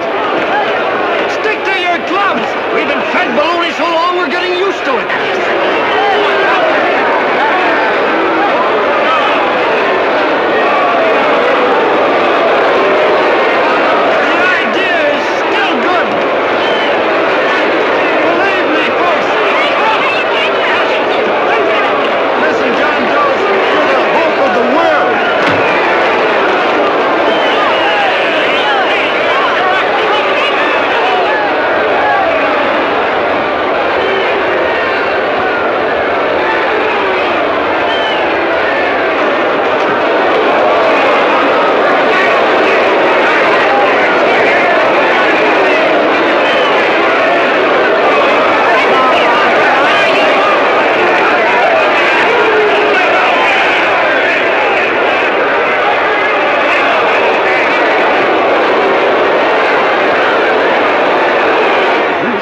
To get him out of the park. But if that boy isn't hurt, it'll be a miracle. Ladies and gentlemen, this certainly looks like the end of the John Doe movement. Well, boys, you can chalk up another one to the Pontius Pilates.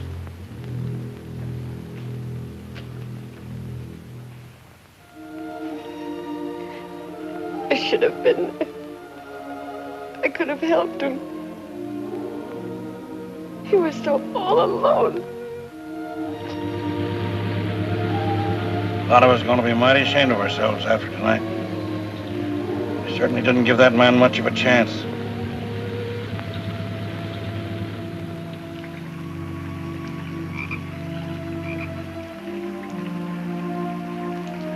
Have some more coffee, Long John?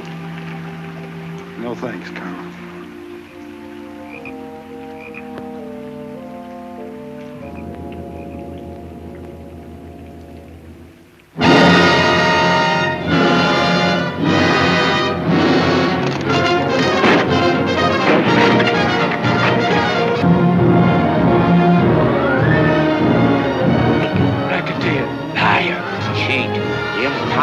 Why don't you jump? Christmas Eve at midnight. Goodbye, Mr. Doe. You're a wonderful man. And God bless you, my boy. I'll get in there and catch you. You're a fake, John Doe, and I can prove it. You're the big hero who's supposed to jump off tall buildings and things. Do you remember? What do you suppose your precious John Does will say when they find out that you never had any intention of doing it, that you were being paid to say so? Christmas Eve at midnight.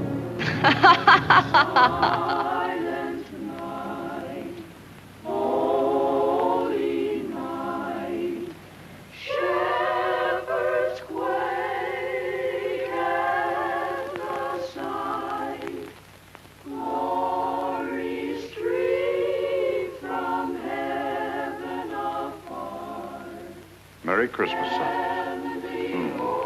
Merry Christmas.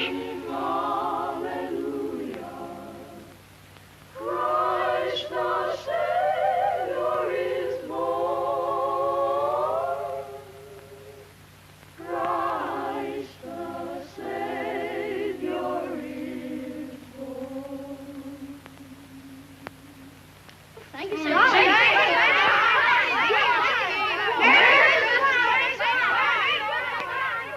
Who? John Doe. Is that screwball still around? Dame's been calling all day. Sure, I know. Yeah, at midnight, huh? Okay, lady. We'll have the place surrounded with nets. They're laughing at me.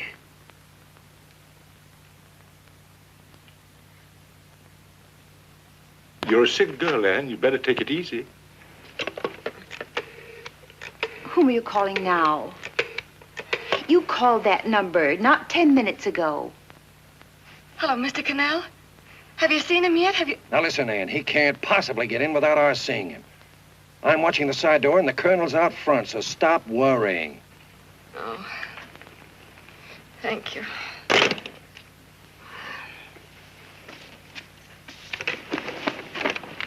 What, Ann? Anne, don't be foolish. If this isn't the craziest, the battiest, the looniest wild goose chase I ever heard of. Oh, shut up, Bert. Sourpuss is right. Yeah, well, if he is, I'm a banana split. That man is going to be on that roof. Don't ask me how I know. I just know, and you know it as well as I do. Sure. I'd like to believe in fairy tales, but a guy that's a fake isn't going to jump off any roof. I don't think he was any fake, not with that face. And anyway, what he stood for wasn't a fake. Okay, honey, okay.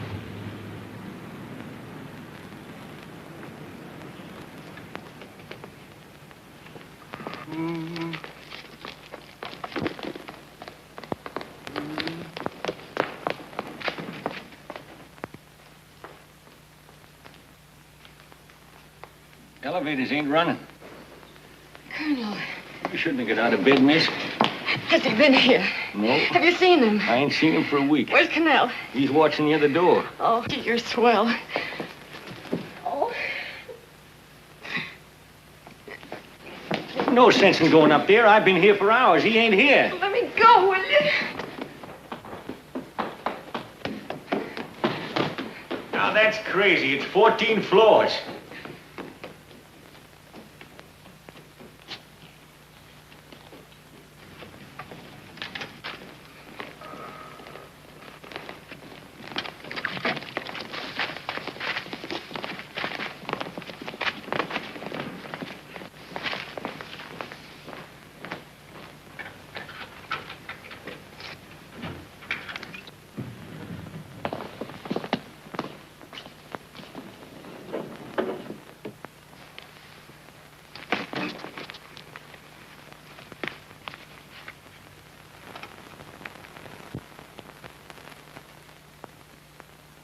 As far as the elevator goes, we gotta walk up to the tower.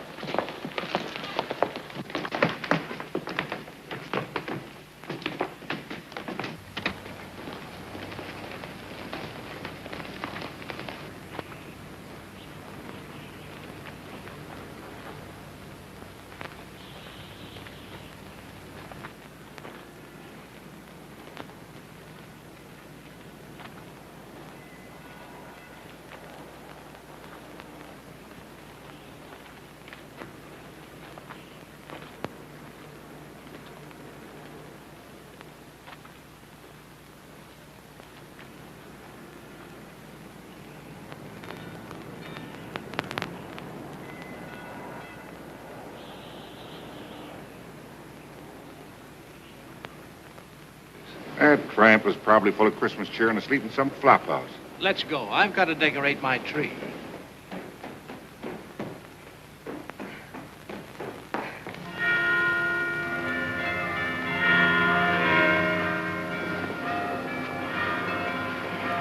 Well, I give up.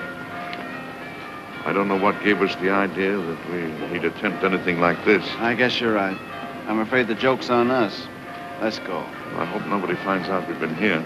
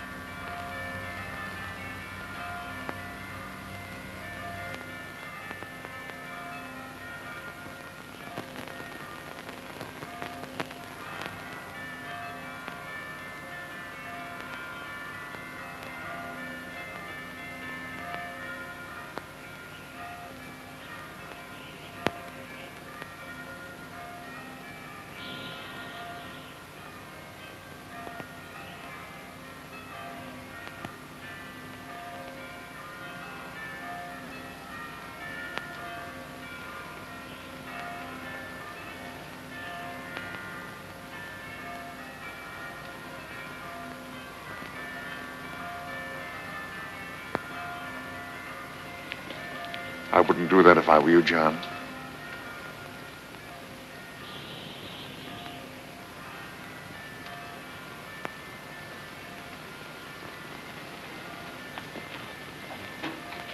It'll do you no good.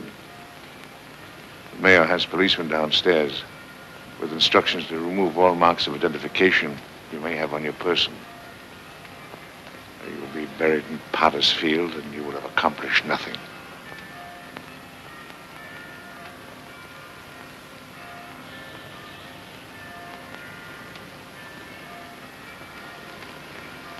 I've taken care of that.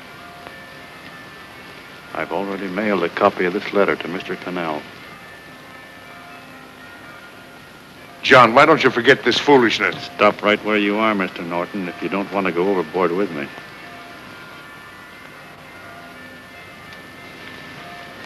I'm glad you gentlemen are here. You killed the John Doe movement, all right. But you're going to see it born all over again.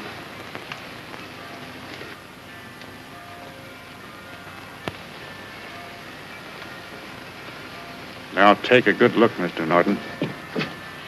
John! John!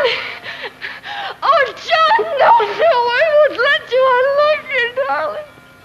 Oh, please. Please don't give up. We'll start all over again. Just you and I. It isn't too late. The John Doe movement isn't dead yet. You see, John, it isn't dead or they wouldn't be here. It's alive in them. They kept it alive by being afraid of it. That's why they came up here. Oh, darling. Sure, it should have been killed. It was dishonest. But we can start clean now. Just you and I. It'll grow, John, and it'll grow big because it'll be honest this time. Oh, John, if it's worth dying for, it's worth living for. Oh, please, John. Oh. Oh, please. Please, God, help me. John, look at me. You want to be honest, don't you? Well, you don't have to die to keep the John Doe idea alive. Someone already died for that once. The first John Doe. And he's kept that idea alive for nearly 2,000 years. It was he who kept it alive in them. And he'll go on keeping it alive forever and always. For every John Doe movement these men kill, a new one will be born. That's why those bells are ringing, John. They're calling to us. Not to give up, but to keep on fighting, to keep on pitching. Oh, don't you see, darling? This is no time to give up. You and I, John, we... Oh, no. No, John. If you die, I want to die, too. Oh, I love you. Oh, John.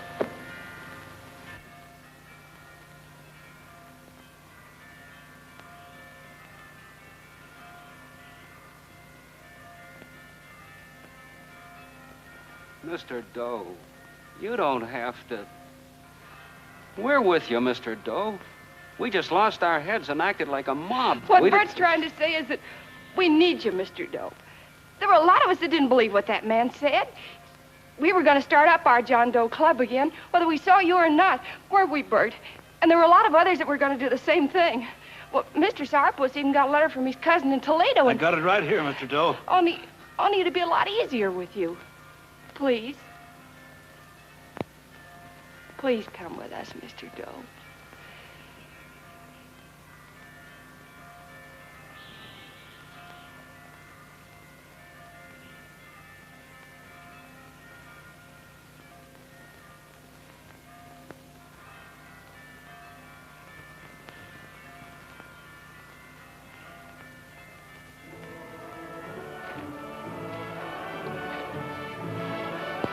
Long John. Mr. Doe. Here, we'll help you with her. She'll be all right. Mr. Doe, take her right down to the car. And right up. We got a car right down to her. They are, Norton, the people. Try and lick that.